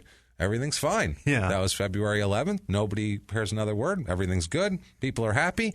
They're all happy until February 18th, 2005. About a week later, when a guy named Rungsat Tanrong. Sounds good to me. Whew, that's a handle right there. Wrong. Tanrang. T-O-N-R-U-A-N-G. Tanrang. Yep. Yeah. Rungstat Tanrang. So I don't think I've ever all go together. Thank God he doesn't donate to our Patreon or anything, because you would destroy that name doing shout outs. That name up. Boy, I'll do it all backward. Yeah, absolutely. It'll sound the same. It doesn't matter. You can call him Tonrong Rungstat. I don't think anyone would know the goddamn difference. That's it. Tonrong. I thought that. Now, Rungstat, I thought was a first name. That's not a first name? What the fuck? He's a member of the hotel staff. He's like a construction, fixing, general maintenance. Groundskeeper, that sort of thing. He's working on a wall in the back of the hotel outside. I guess he's got a tin of zinc. Do you know anything about construction? I don't know what a tin of zinc would be used for. Generally use that when you got a sunburn, right? Yeah, maybe that's what it is. Maybe he was putting it on his... I was thinking it for construction purposes. I'm like, I don't know what you'd use there. But yeah, zinc would be more for that. Apparently, he was throwing it away, and so he threw it, just tossed it up into the bushes. Into some bushes, and he's like, I'll prune those later. Yeah, screw this. I don't care. I'm the one picking it up anyway. But after a minute, he was like, I don't know, leave garbage around the hotel, because I think he thought, too, if anybody saw me do that, I'm going to get in trouble. I'm the groundskeeper. I can't be littering. So he goes to retrieve it, and at this point, he bends down to retrieve it, and right out of the undergrowth there, he sees a head sticking out of a bag. Oh, fuck. Oh, fuck. Yeah. This is the head. A head he sees sticking out of a bag. Just a dead head. What do looking you at do? I would fucking yell. I think if I was Oh, my bending God. down, if I'm bending down to pick stuff, if someone said, "Hey, there's a dead body here," and I was like, "Oh shit, okay," and I braced myself and I saw it, I think I'd be okay. But if I you're going drop to pick some, up your zinc, I'm like, let me grab my zinc. Holy Jesus, What fuck the Christ! There's a head here. God damn. God damn. Where did that come from? I feel like people always find a foot first. Yeah. There's always like a foot sticking out. Right. I don't know. It's sometimes hard a hand. Sometimes a hand, a finger. So, this is a head. It's never the There's head. a head popping You out. never like, find oh, the damn. head. If it was looking at you too, you're like, oh, Jesus Christ. You'd run away. Oh, my God, I'd die. He smartly calls the police. Yeah. He calls the police. Thank God he didn't leave that zinc there like the old... Yeah. It's a Patrice joke. So He's Kim like, was- I will never litter in my life because if I throw No, it's true. Dr. Pepper can over a hedge, my luck, it lands on a dead white lady, and now they got my can with Yeah. my fingerprints on it around a dead white lady. You end up like Weebay from The Wire when he left his orange slice You can son of a by a bitch. payphone after they shot Kima. That's what happens. And all They of a trace sudden, it back right. to him. He runs to Philly, but he can't stay in Philly forever, so he's got to come back. They end up arresting him. Life in prison for Weebay. Motherfucker. And it Life wasn't in even prison. him. That's right. And look what happens to his son Naaman. He turns into a mess in the Goddamn streets, Naaman. but then he gets arrested. But it's okay because he gets adopted by Bunny Colvin and everything's I'm going to fine. figure this shit out. Goddamn son of a bitch. I'm going to watch that shit. Last time we saw Naaman, he was in the National Debating Society rather than being Weebay All shitty right. drug dealing kid. Get it. I need help. Watch The Wire. Son of a bitch. Anyway, so Patrice doesn't want to be the Dr. Pepper rapist. No, it's true. It's smart. Yeah. So this guy, he goes and retrieves it. I'm just lucky that some kid was like, hey, free zinc. Go ahead. Right. You know? Oh, shit. Oh, shit. So this is at 5 p.m. on February 18th. He calls an inspector, a police lieutenant colonel. I love saying these names. Holy shit. Tittipung is his name. Yep. His name is Tittipung Suktian. That's a high-ranking son of a bitch that has to go out and Lieutenant investigate Colonel. this shit. Yeah. He doesn't Tittipung. have an officer somewhere? Well, he's the Tittipung. He's got to do it. Maybe that's his Tittipung. title. That's his title. I inspect the Tittipung. There's a stripper somewhere with that same name. Oh, God, yeah, you know it. You know it, man. So they look a little deeper. It's a naked body. Yeah. It is in not only nylon suitcases, but it's also wrapped in plastic bag on shit. top of that afterwards and taped and all that sort of thing. So it is secure, this except thing for that here. head. Yeah, except for that head that was sticking out. Yeah. It was covered by shit. That's I mean, he didn't just like dump it on the side. It wasn't just dumped It's over a there. landscape area people are rarely in. Yeah, Right. the bag had been taped around the feet area of it and like the midsection of the body. It was torn open. Inside, they found, because that's how they found it, it got torn. I don't know if it was animals or something. Right. It got torn open and the head was there. They find the naked body of a 30 to 35-year-old woman. Oh, boy. She had dark skin, shoulder-length curly hair, many tattoos on her body, including a large rose on her belly and a snake and a rose on her chest. Oh, boy. Classy. Yeah. Each of her, not that there's anything wrong with that, but each of her fingers, She's a dirty girl. each of her fingers and toenails had been painted a different color. Oh. Too. So she's like She's fun. trying to get She's you a some fucking party. I think she's trying to get attention Yeah. with the other hookers. She's Yeah. got to be like, hey, look at me. You know Look, what I mean? I'm You gotta fucking stand crazy. out. Yeah, Let's look, do this. This is my display window. You know, this is what I got here. So also, too, this poor woman, her head had been smashed. Oh, fuck. And, her head had been smashed. She'd been stabbed on the left side a whole bunch. Jesus. And they estimated she'd been dead for anywhere from 3 days to a week at the time when they found her because you never know with the way she was wrapped, decomposition and all that sort of thing. Yeah. So that poor staff guy that had to find that guy, he's like, I was just trying to fix a fucking wall, man. Jesus Christ, dude. What the hell? So they start questioning, trying to figure this out. Police Colonel Samnuk Changate. Yep. That's actually not that bad. I'm sure it's not how Pretty you good. say it, Right. but Changate's a good one here. He starts interviewing, I think it's a he. I don't know if Samnuk is a male or female name. I'm not positive, to be honest with you. Could be a gal. Possibly, yeah, possibly. She could have been a sex worker last week in Thailand, for all we know. And now she's Sam Nook, the fucking, what is she? An inspector? He's a police colonel. Oh. She's a colonel, Jesus. goddammit. They find one witness, one of the residents near the hotel in the neighborhood around there. This isn't the guy from the lobby that saw him dragging it through. This was another guy, reported that a few days before that, around 2 a.m., he saw a burly white guy, called a burly farang. What the hell's a farang? I don't know. Farang. I feel like that's an insult. I feel like that's a white guy, like a Northern European guy.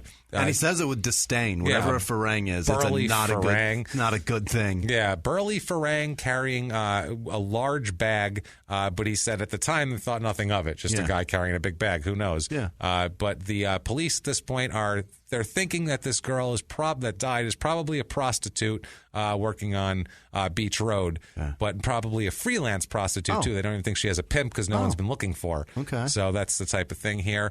They're trying to positively identify her.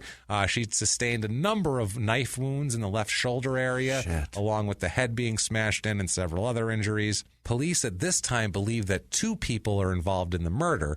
But they don't have any leads apart from these, a couple of witnesses that said that they saw that they would often see her, the woman described to them, the dead woman, often seen, quote, fighting with other transients. Jesus. So she's just bum fighting? Jesus Christ, man. What the fuck? Unbelievable. Who fights with transients often? Like, I don't think I've had... often sees them fight. Oh, that's her again. There she goes. There they go. Those transients they always got something to fight over, those transients. Let me tell you something. She's not even a transient. She's just out there boxing the bums. That's crazy. That's crazy. Yeah, no, she's kind of a transient too. She's a kind of she's a streetwalker type of person, just kind of in and out. Yeah, she's Aladdin. That's what she is. She's a street rat. Yeah. Now, one person they'd like to talk to, because after talking to everybody, they found out that a Swedish guy bought 2 nylon suitcases in the shop right by the hotel. So they're like, that's interesting here. So they're trying to figure that out. What they did, they figured out that he had to cut the suitcases in half to put the body in, to do it that way, then tape it all up and put plastic around that and then tape that so it stays together. That was how he packaged this poor woman here. The same day that she disappears and she's gone is when Kenneth checks out of this hotel. Or he didn't really check out, he just kind of disappeared. So the Thai police would like to talk to him. Let's talk to the guy that checked in, bought some bags, and disappeared. And fits a description of the guy in that video dragging a big thing that could possibly be a body in there. So the Thai police put pictures of him, and they put the video. They post that everywhere. Local news channels are running it in Thailand. They're saying everywhere too, if we catch this guy and he's convicted, he's at risk of the death penalty. Oh shit! Down there, they're not fucking around down there. You can't kill prostitutes down there. Apparently, they do not take kindly to that. Prostitution is illegal, but you definitely cannot kill them. Don't you kill one. Boy, you're going down. We'll get you. Which is how it should be. Right. You don't mess. Yeah. No. Yeah, she's trying to do you a favor. That's right. You know what I mean? Be nice. It's a victimless crime. Now we've got a victim. No, she is definitely a victim. Right. The police think they know what happened. Yeah. They think that he, cut the suitcases apart and packed the body and pulled the one head in. It's, oh my God, it's so crazy too. He had to have the way he did it too. It concealed that it was 2 suitcases, so it looked like he was just dragging one big bag with a bunch of shit in it. Like, oh, this is a heavy bag. Yeah, I'll just drag it through. Right. It's really weird. Like he must have went up there, and this isn't a hotel room. Like, there's blood. He's got to hatch this plan all by himself. She's got a smashed head and stab wounds too. He's got to be cleaning up blood. How am I going to fit her? Like, this guy bursts into action. You know what I mean? He'd been staying in that hotel since August of the year before. August. They know who's been there. Like, that's and there's going to be blood all over the fucking place. And he's been there for 5 months, and then he disappears the day she's gone after he's been seen with her. Weird. It's not terrific. No, it's a little weird. They talked to a bunch of people around there. He had been claiming to other people that he talked to that he had about 6 regulars that he would buy prostitute-wise. He had 6 regular Thai prostitutes. And that Michael Nyman guy, the guy who saw him dragging the body through the lobby, he said, quote, he always came up with new women. So he was saying he's always I want him to be Michael Neiman, like from Neiman Marcus. Michael Neiman, I want him like flying around the world banging little boys. You want I want us to crack that story right now and ruin that store. Take down Neiman Marcus because of his underage pink pert asshole fucking in Thailand. His whole fetish for pink pert assholes. That'd be horrible, man. That'd be horrible. So the police search through hotel rooms, and they search his hotel room. They find blood traces, even though he cleaned up pretty well, apparently. But they still, if you stab someone and bash their head in, you're going to find something. Now, also, they're looking for Kenneth. So what they're doing here, they're asking about him, and other people talk, like we said, about Michael Nyman. A few other people talk about his his love of the prostitutes. Yeah. He also, to a guy named Benny Carlson, who is a Swedish police officer in the Bangkok embassy, is also helping the police try to find him. Yeah. They gave the Thai police gave a photo to him, and he said he's going to try to look for him. What Kenneth does while this is going on, he calls the hotel to see if he has any messages or anything, and is. Hey, I'm staying in that room where you guys found blood. He has no idea. Hey, is everything? I'm just checking in, just doing my thing. What an asshole. And he also knew. He told them he was leaving Thailand on Thursday. Okay. He tells them, "I'm taking the fuck off." I don't know if he was saying forward my shit or what he was trying to do here. Yeah. So they're on a hunt for him now that they know that he's planning on leaving. There's Swedish police officials there that came from Sweden. Yeah. There's people from the embassy. There's Thai police. Everybody's in here. They're checking flight manifests. This is a manhunt. Yeah. Oh, and they're checking. They got to check for 2 names, too. Yeah. They're checking for flight manifests for everything going anywhere. Yeah. They're checking for Eriksson. They're checking for Eminger. And there has 3 other suspected names that they've heard he's used. They're questioning witnesses. They're trying to find anything. Yeah. After a little bit, they determined that he couldn't have left for Sweden because there's just no record of him going anywhere, flying out of anywhere. So they stay in the city. Okay. They're staying concentrating on the city of Pattaya. They're looking about him everywhere. Everyone is told to keep an eye out for him. That's a big deal in both Thailand and Sweden. The media account is crazy. They even they even pull his bank account details Sweet to tell Pete, everybody financial shit. They're going deep. Look for this guy. Now, what he does is he meets a journalist. Yeah. He finds a journalist and he wants to get his side of the story out before he goes to court. What? Before he turns himself in. So he meets a journalist. He doesn't deny he kills her. Yeah. But he says he can't explain why she started to scream when they were in the shower together, and he just wanted to shut her up. He said he was under the influence of drugs. He said he was on a lot of meth. He said it was an accident, and he's afraid the Thai police will kill him on the spot if he turns himself in. So the person who interviews him says that he looks super tired and nervous and just a mess when they showed up. They meet in a restaurant. Because he's a meth addict. He's a meth addict. He's a meth addict wanted by the police in Thailand. The Gatorade of murder. It is the Gatorade of murder. And not only that, you're in a foreign country. You think the cops are going to kill you, and you're also paranoid because you're on fucking meth, you jackass. So, yes, meth is the Gatorade of murder. I think that's from Small Town Murder. We did that. So we're crossing over our sayings now. You're catching... I'm sure somebody's heard it. Yeah, that's true. You're catching some shrapnel from another podcast. Gatorade, I apologize. But that's what it is. Meth, the Gatorade of murder. Catholics, the Baptists of the North. And we're assholes, not scumbags. There you go. Now you're up to speed. And he's good now. Okay, excellent. So... I forgot about that. I should have said that when he's done with the Foreign Legion. He's good now. That's when he's good. I think I hit it back there. I don't know if he did or not. I don't remember, and I'm good now, but it's fine. Right. So he says he has information about the murder of a 35-year-old woman. He's just yeah, we know you have information. That's why we're looking for you, asshole. Yeah, he wants to explain what happens. He said it was never his intention to kill her. He says he wants a chance to give his version, because he says if the Thai police grab him, he says, I'm convinced the police will kill me here. I had amphetamine on me. He said he met her at the beach.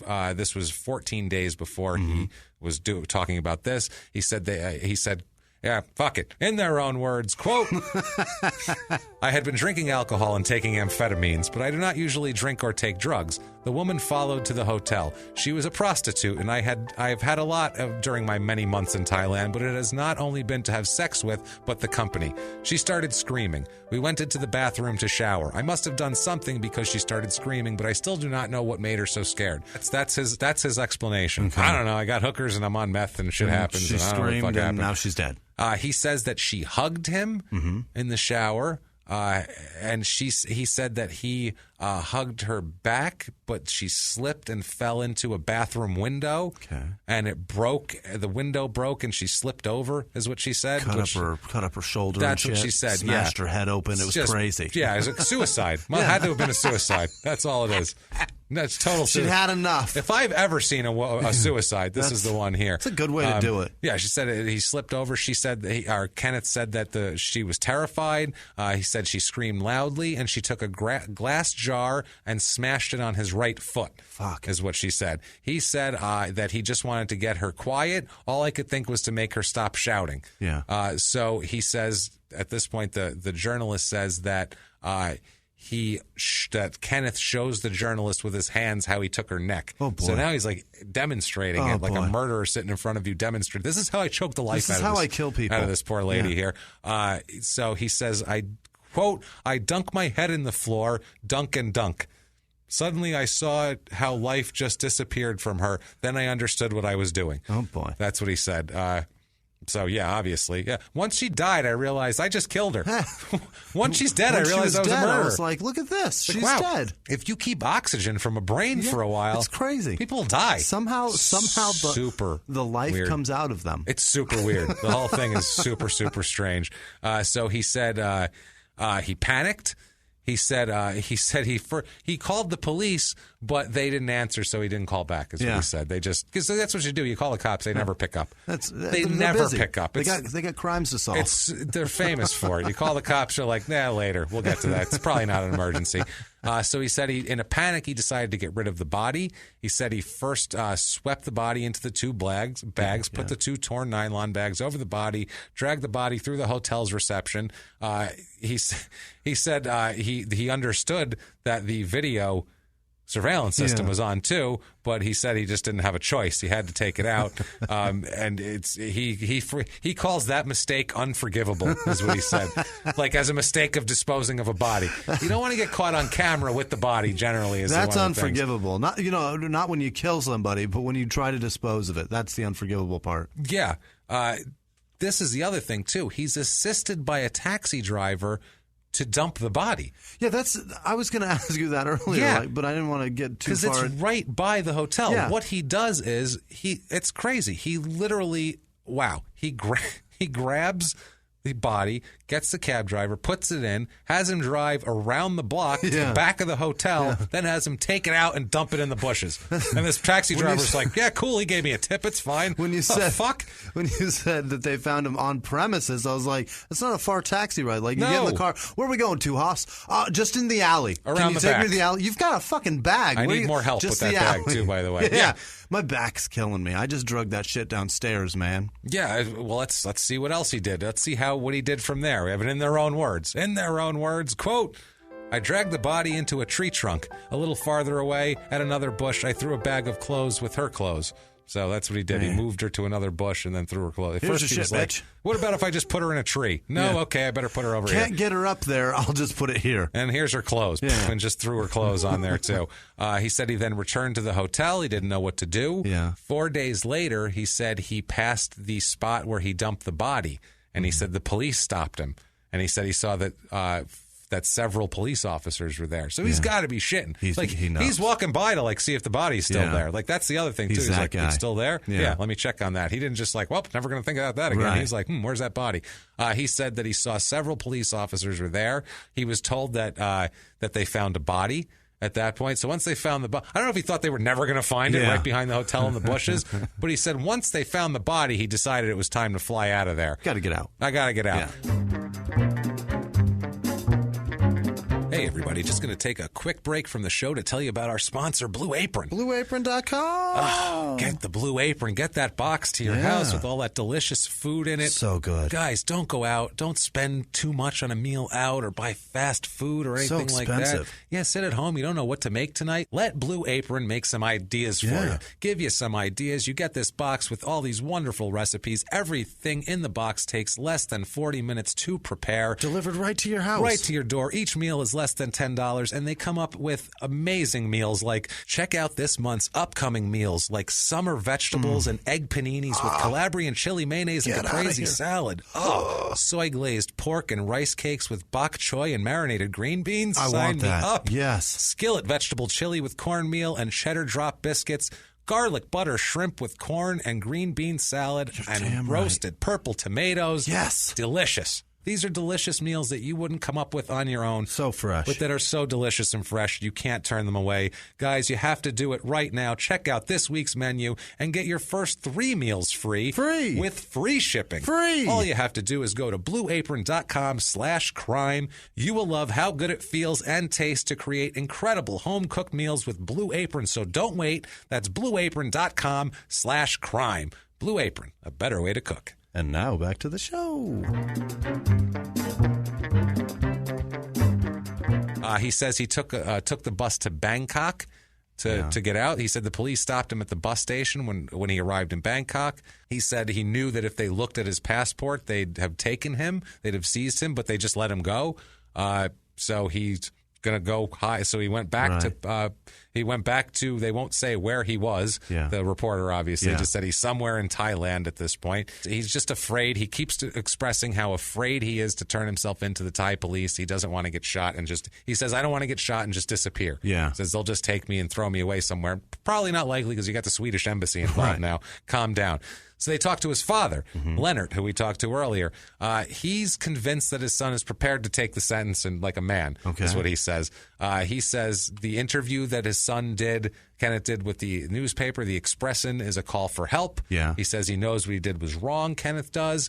The father says, to quote, to me, it's proof that he wants to do something and is willing to accept the consequences of what he has done. Yeah. He hopes his son will read his appeal, maybe online from a computer somewhere. He says his quote to his son is, quote, give up, hand yourself over to the authorities. If you are afraid of the Thai police, contact the Swedish embassy and ask them to accompany you to the police.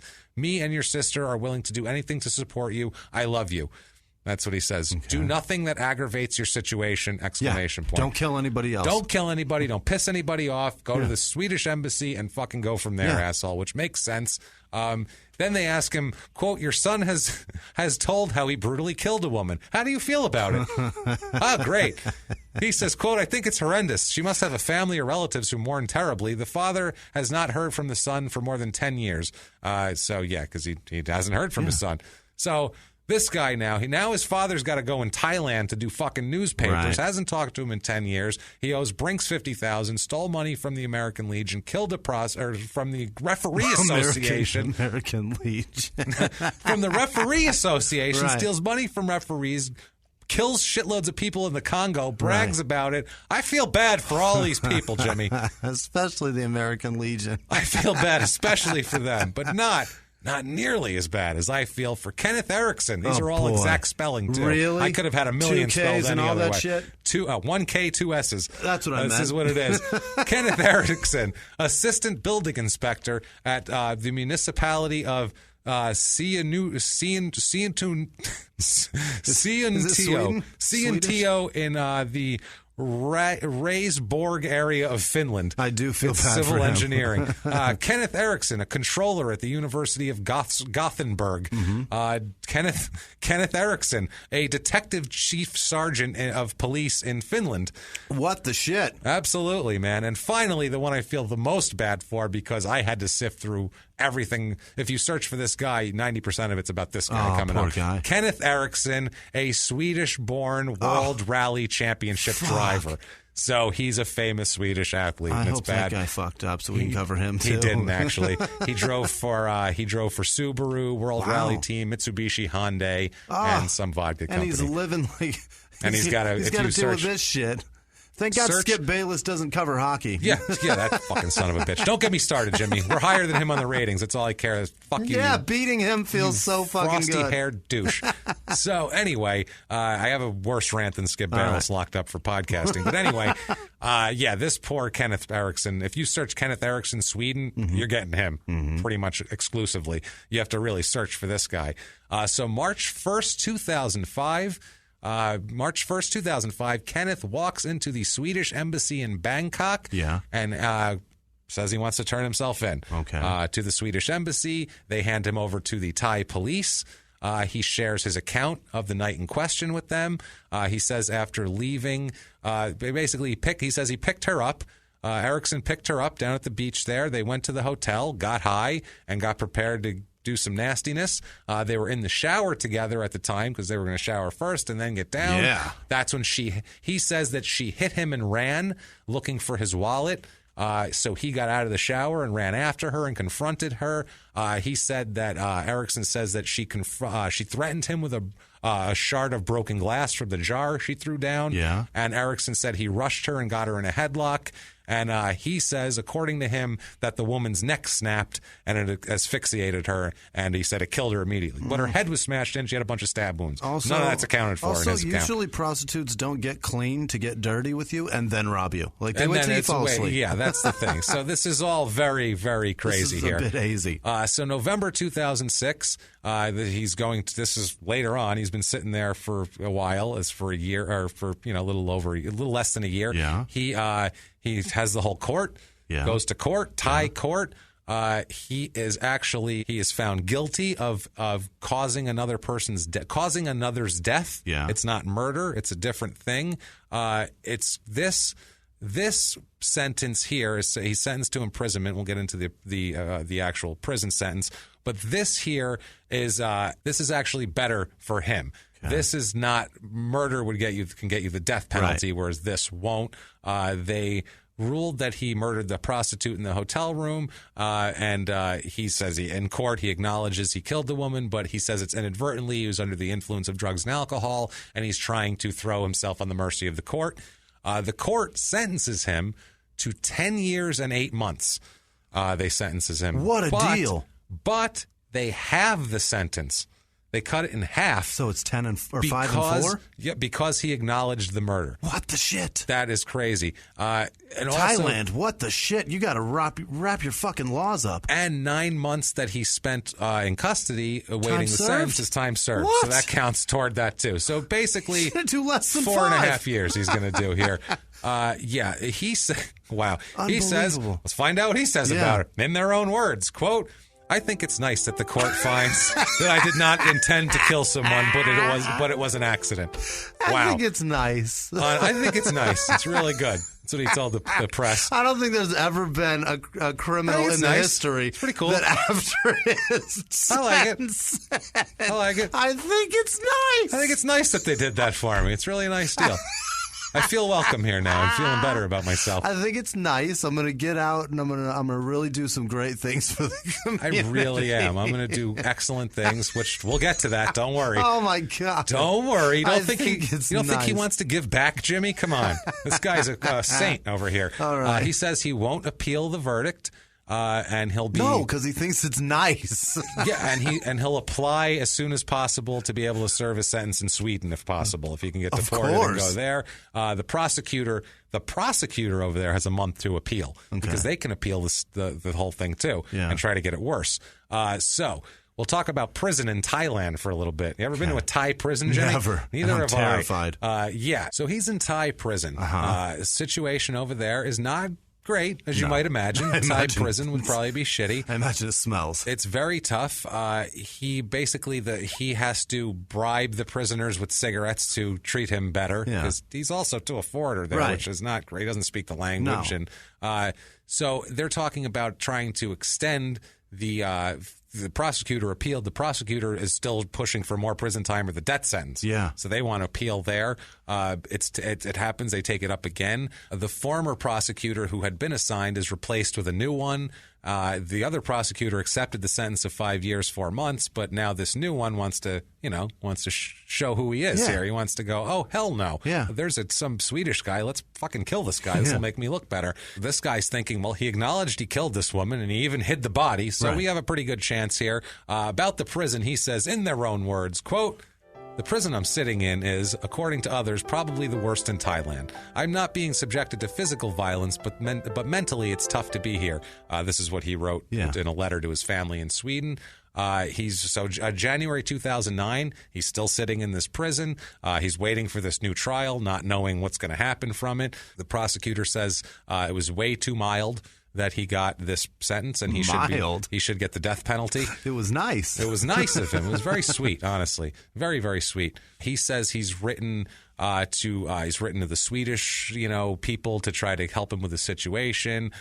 He wants to get the trial over with. He's trying to get somebody to speed this up so he knows what the hell he's doing. Because he's sitting over there going, am I here forever? Are they going to kill me? Are they going to send me back to Sweden? What the fuck is going on here? So they're trying to. There's a relative of his in Sweden is sitting there, and he's getting letters from him, and their press is talking to him, and he says, quote, because he was sentenced to imprisonment for another's death, it is not reasonable for him to sit and wait more than 2 years for a new trial. That's of assassinated murder. That's the new trial. So he says the laws differ, but in Sweden, such an event would probably be classified as murder. Mm-hmm. Yeah, assassinated murder. It's so weird, and with the translations, it's so damn ridiculous. Strange. While he's doing this, he says there's no physical violence there, but I think he's saying that for his family because here's a description of what happens here. This is from the actual Thai prison officials to some journalists here. What happened to him? What's going on with Kenneth in prison. He sleeps directly on the cement floor. Oh, fuck. And is chained to shit around the clock. Yeah. He's chained.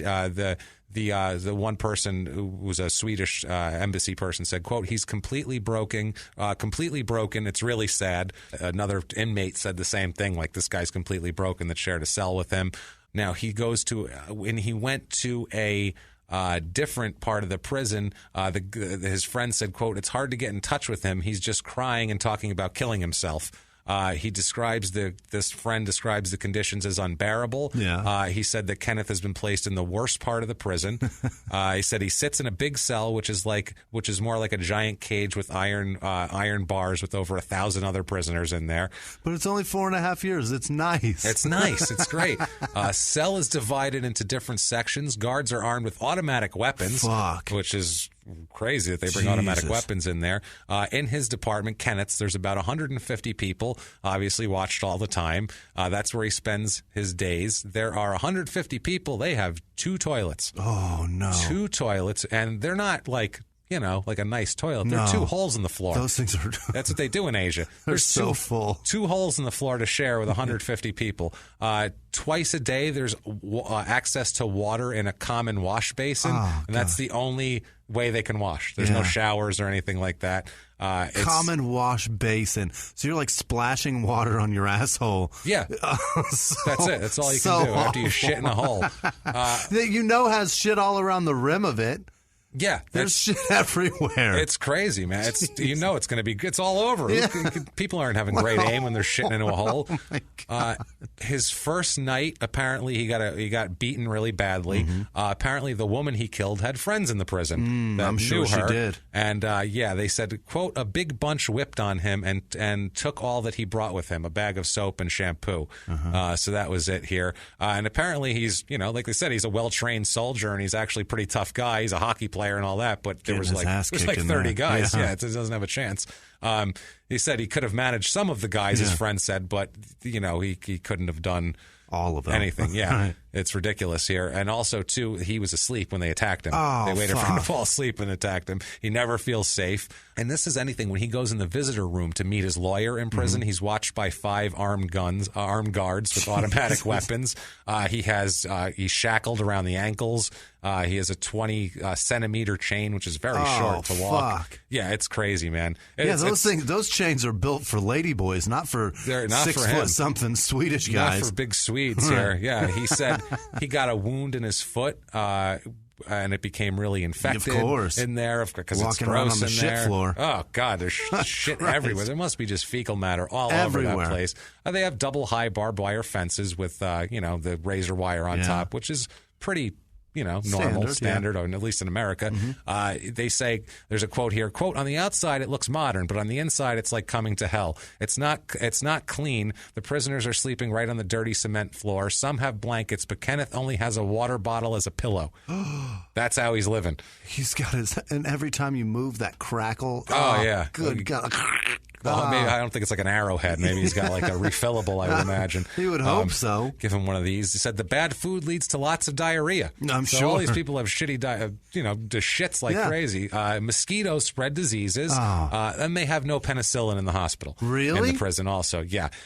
It's, wow. You must apply for it. What do you get? Just some Tylenol? You have to apply for penicillin, and it takes at least 1 or 2 months before it arrives. So if you have anything that you need penicillin for, you're just going to die. Anyway. You're either going to get cured or die, either one. He said the worst part's the mental stress. Yeah. He's not told when his new trial is going to be. Yeah. They filed for it, and it may take 18 months, they don't have any idea. It's crazy. It's nuts. You know he's looking every day at his watch or whatever the fuck timepiece they've got there. God damn. And looking back in his memory and going, if I wouldn't have taken that $50,000 off that Brinks truck. They made a sundial out of shit, I think. Out of floor shit. There's a floor turd. If I just didn't need $1,000 shoes, I could be working at the... I would not be here. Could be making hydraulic fucking strombolis over there in Sweden. What else going on here? We said, this is crazy. There's a prison interview with him. Yeah. They do an interview with him in prison. He said that if he pleads guilty to the new trial, he'll have a life sentence. And if he pleads not guilty and goes to trial, he could risk the death penalty. Yeah. So that's the same option as like over here they've given him. He also says that 3 million baht would set him free immediately because the legal system will prevent any witness to show up at the hearing and he'll automatically be set free. So basically what they're saying, it's like an open form of bribery over there. They're saying, too, if you can gather 3 million baht, we can just pay these people off and then that's it. We can go home. Right. Yeah, that's fine, too. You can do that. 3 million baht. Yeah. If he pays 1 million baht, and this is like a standard thing. It's like a pricing sheet. If he pays 1 million baht, he has to serve 2 years and then he can be set free. So this is like, it's just like, it's like buying your way out of the Civil War or something. He says he's fighting it's hard to fight the legal system in Thailand because, they'll kill you quickly is one of those things. He's scared of it. And if they don't, the mosquitoes and the disease they carry the diarrhea and everything else.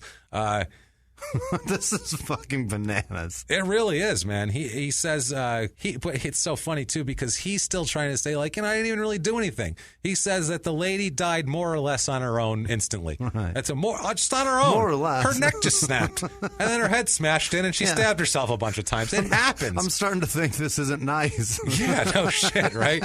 It says he can be transferred to Sweden as long as there's no final judgment on him. He cannot be moved to a better prison in Thailand. His father said he's super pissed off at how the Swedish embassy has handled this whole thing. They said they call there, they write the embassy, they tell him that they'll find out what happens in the appeal and they'll listen, but then he never gets an answer. And they're laughing every time they hang up that phone. That was his dad again. He asked if we could get him out. Yeah, it's him again. Jesus Christ. You got a better chance of putting that futon together, you fuck. Yeah, get the Allen key, asshole. Oh, my God. Then the father says that he's adapted reasonably to prison life. Yeah. He said, quote, he is good at the prison camp because he is calm, the father said. He's not calm. He's not calm. He's getting beaten, sleeping on a water bottle. He's doing terribly. Yeah. Also, too, he cannot work in the prison. Foreign prisoners may not work. Really? To get all they have to do... he helps and builds, it says he builds football plans. I don't know what the fuck a football plan is. Maybe he's making hydraulic strombolis again. It's football plans he's also a judge when the Thai players play soccer. Okay. That's what he can do. He puts together like the games and but he then can't he watches. Work. Like he's not allowed to work. Play. Yeah, and it's the press service states that assistance was given in attorney's fees for his own lawyer as the death penalty was included in the penalty scale. So basically what they do is they'll get you a lawyer if you're up for the death penalty. It's like their public assistant, their public assistant, Defender. Their public defendant. Right. I think I said something wrong before. Defensor before. What the hell is wrong with me today? I cannot speak. I need more sleep. That's all right. So he's just sitting over there in Thai prison, hanging out watching the soccer game. Yeah. You know what I mean? And like he's just like, what do I do here? Maybe he takes a walk through the prison. Yeah. He's wandering around. He sees like a little dark alley in there. There's a shadow, and he looks in there. And you know who he sees? It's Estevez Jones, MMA fighter and 70s blaxploitation movie villain. Estevez Jones, and he says...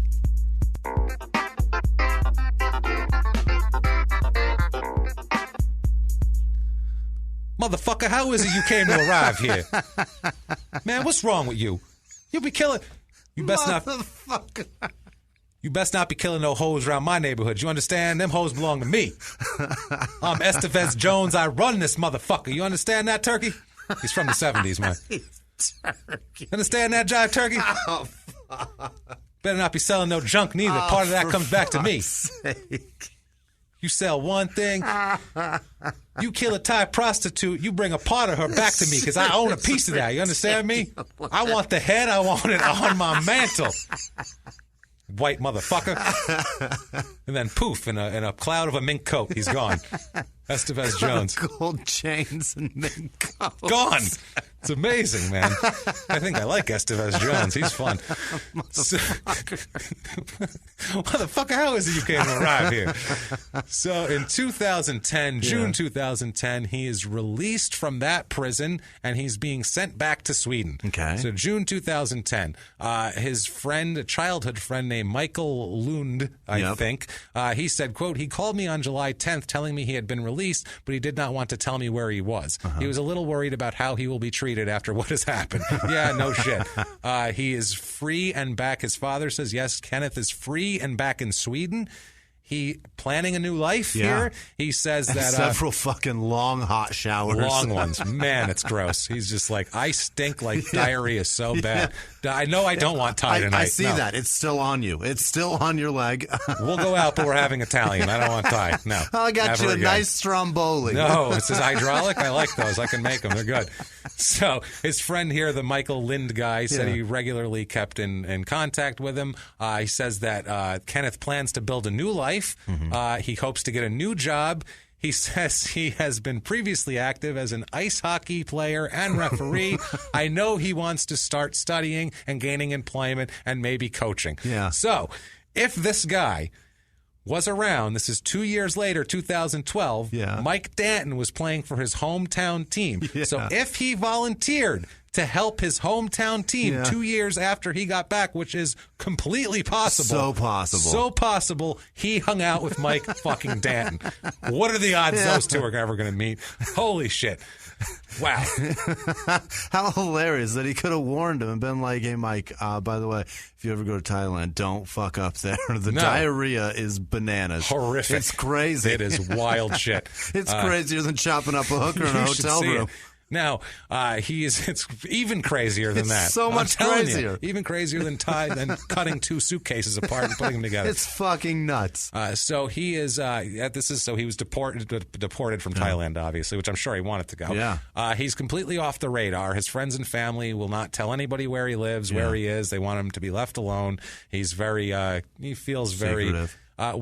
He's also, since he's been back home, he's been receiving treatment for a litany of mental health issues. Oh, I'm sure. Which I'm sure he got not only from 9 years in combat, but also 5 years in a Thai prison. And also sleeping on a water bottle and shitting in a hole. Permanent physical ailments, too. Well, that, too. And also, too, drug addiction, because he still did drugs in Thai prison because they still had him. Because I'm sure you can bribe anybody down there for, $1 million baht gets you out of a fucking, they'll release you. You have no bot, but you have a mouth. Put this in it. We'll do that, exactly.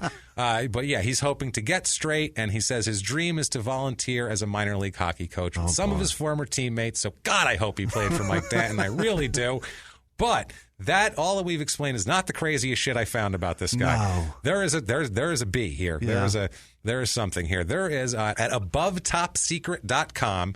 They have it's just this crazy conspiracy site. Yeah. It's all about MK Ultra and mind control programs and shit and like assassin control programs and all this crazy shit. Okay, there is an article on here, a big thing that they wrote. It's like a thesis, like they have, like you would write for college. Right. It's called the Eriksson Files. Oh boy. And they talk about a woman named Sabrina Eriksson and her sister Ursula Eriksson because they were the focus of a documentary called Madness in the Fast Lane, which had an incident of both of them attempting suicide on a busy road despite the presence of police officers. What the fuck? And the evidence presented by the documentary is ambiguous, they say, and they think it's a cover story for something more sinister than being psychologically imbalanced, that they are both, in fact, Monarch-programmed agents on a failed assassination mission. So they were going to kill themselves because their mission didn't go well, because that's what they're supposed to do. that says, quote, I put forth that the two sisters were en route to complete an assassination on a human target in London, and their mission failure resulted in their alter triggering a suicide program. Okay. Now, the goals of this paper, it says the goals are, quote, that the Eriksson sisters are mind controls, that their actions indicate involvement in covert assassination mission, that a cover story was set up to divert attention from further scrutiny. Objectives are to identify similar cases of assassination in history, to identify their movements and examine the nature of their program motivation. This says, they're named Eriksson, but what does this have to do with him? Yeah. Well, he's involved in this too. What? They have him in there. Swedish murderer that avoided the death penalty. Kenneth Eriksson, 46, returned to Sweden after a 5-year prison sentence for manslaughter in 2005. They have a little thing here about it, and I'll just go over it quick. They say, quote, her head had been smashed, and it was estimated she had been dead for 3 days. The man who discovered the body, that worker, blah, blah, blah. They talk about all that. Saw a head sticking out of the bag. Now, this is... Holy shit. This is crazier than anything. Their theory is, quote, while the target might not have been a high-profile politician, it cannot be discounted that mind control was involved. It is important not to forget that most of the public are unaware of such extensive mind control programs, and many more could not distinguish one type of polyfragmentation from another. Thusly, it becomes just another news story and soon easily forgotten. What the fuck? They think that a meth head... scumbag con artist, meth head, ex-hockey player that took too much meth and accidentally maybe killed a Thai prostitute was actually mind controlled.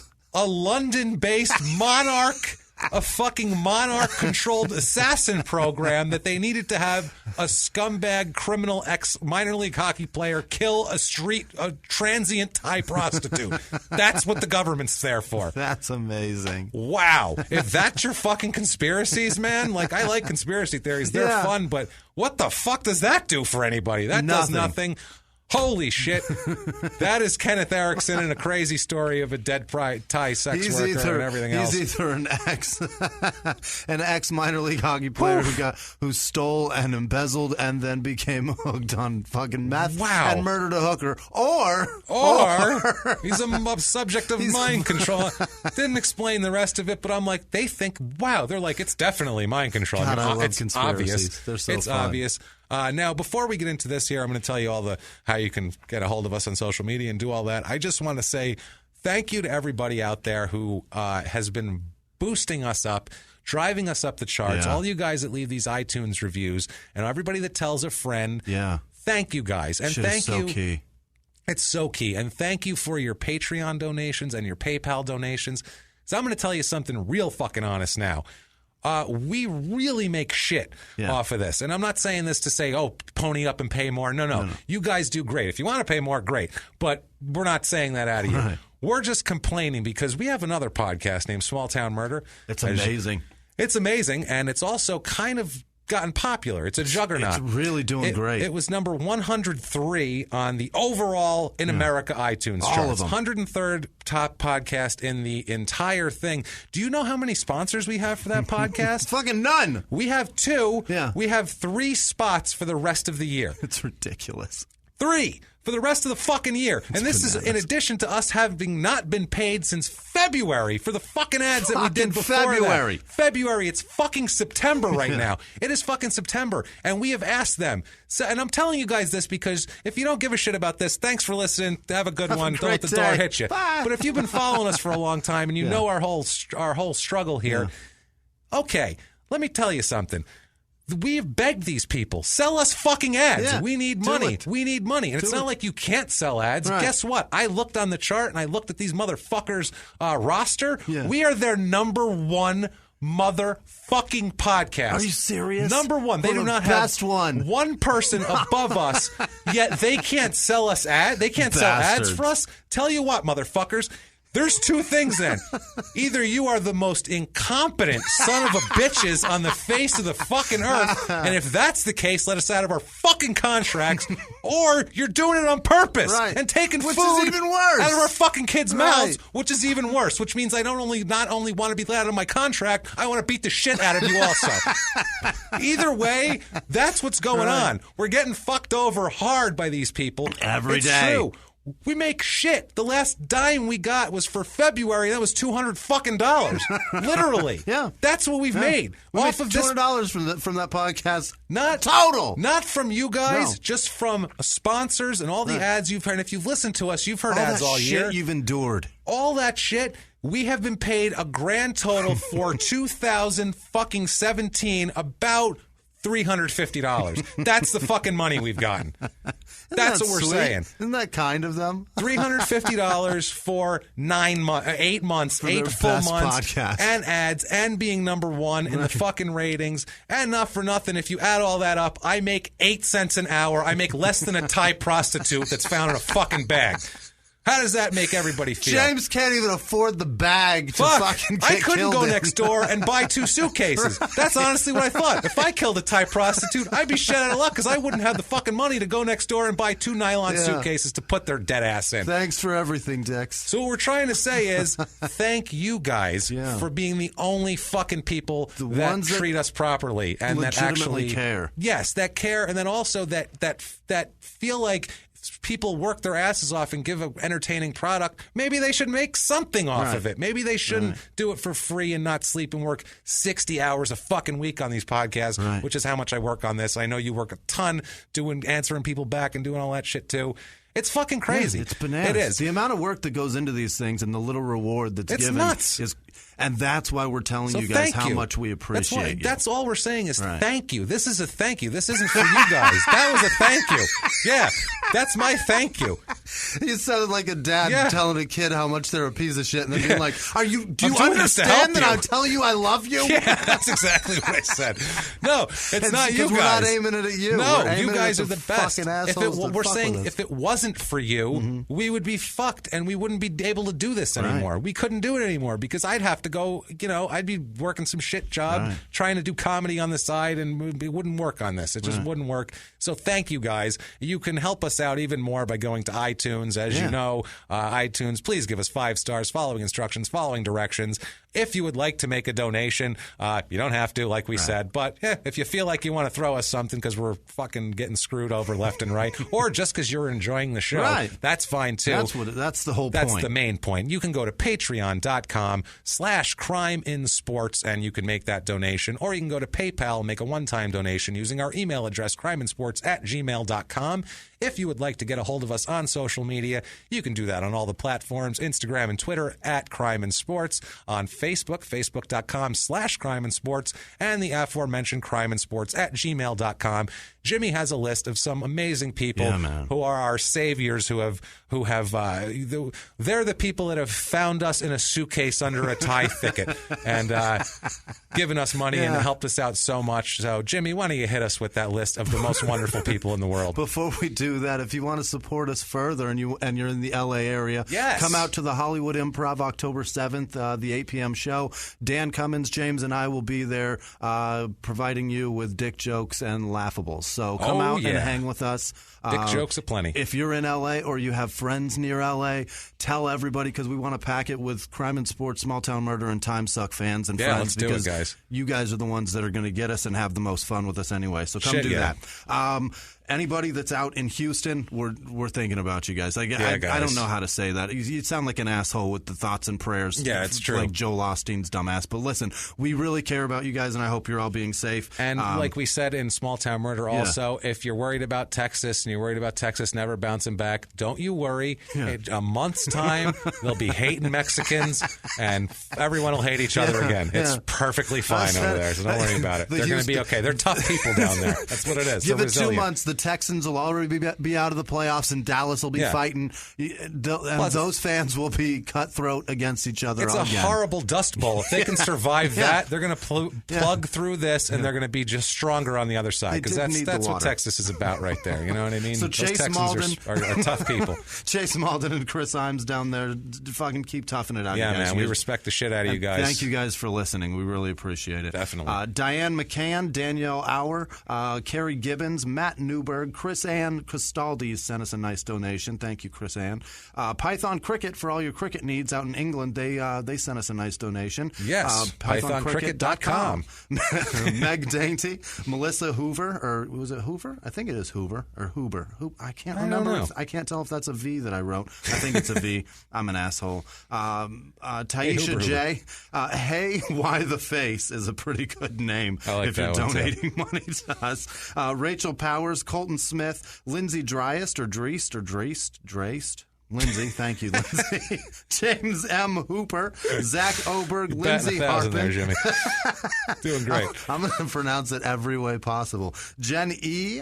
Kristen Stustakowski. Thank you, nice. Kristen. Nikki Thatcher. Fucking hell. Mary J. Menhier. It's not right. Just tweet me and tell me I'm an asshole. I know it. Martin Ramsauer, Rebecca Porch, Mike McNamer, Tamsin Hunter, Laura Cole, Michelle Long, Mark O'Reilly, Monica Robertson, Matt DeFilippo, Alexis DeVries, I think it's DeVries, Fiona Crisp, Dirk Halley, Elizabeth Luby, Matthew, or no, it's not Matthew, it's Adam. How did I say Matthew? That's not even close, Jimmy. That's fucking terrible. Adam Lemmer, Virginia, Mary Virginia Avery, and Adrian P. You guys are why we're doing this. You guys are the ones that are listening. You guys are the ones that give a shit. You guys are the ones that are supporting us, because fucking I can't tell you the list that's small of people that are. So thank you guys. The list that's long of people that are. You're the best, guys. Whatever. Yes. You get what I'm saying. You know thank you up. all so much. If you want to interact and give a shit about calling me an asshole, go to Twitter or Instagram or Snapchat at Wisman Sucks, WHISMAN Sucks, and then I'm on fucking Facebook also. Thanks, you guys have been amazing this week. Thank you so much. We really appreciate you. Definitely. You can follow me at Jimmy P is funny, or if you want to get crazy, try to spell my last name. It's Best fun. of luck. Or you can just copy and paste it from the show description. Come on. Yeah, see how many L's are in there. You don't know. Is there one? Is there two? Maybe there's three. You don't have one silent. Guess how many I's, E's, and A's there are. Come on. You can do it. them. Either way, do that. Follow us. It's a good time. We've had a blast. This has been a wild story, guys. Thank you. This is really the best part of our week. So we hope that we can provide even a portion of that experience to you guys. I'm telling you guys, thank you so much. Live from the Crime and Sports Studios. We will see you next week. Bye.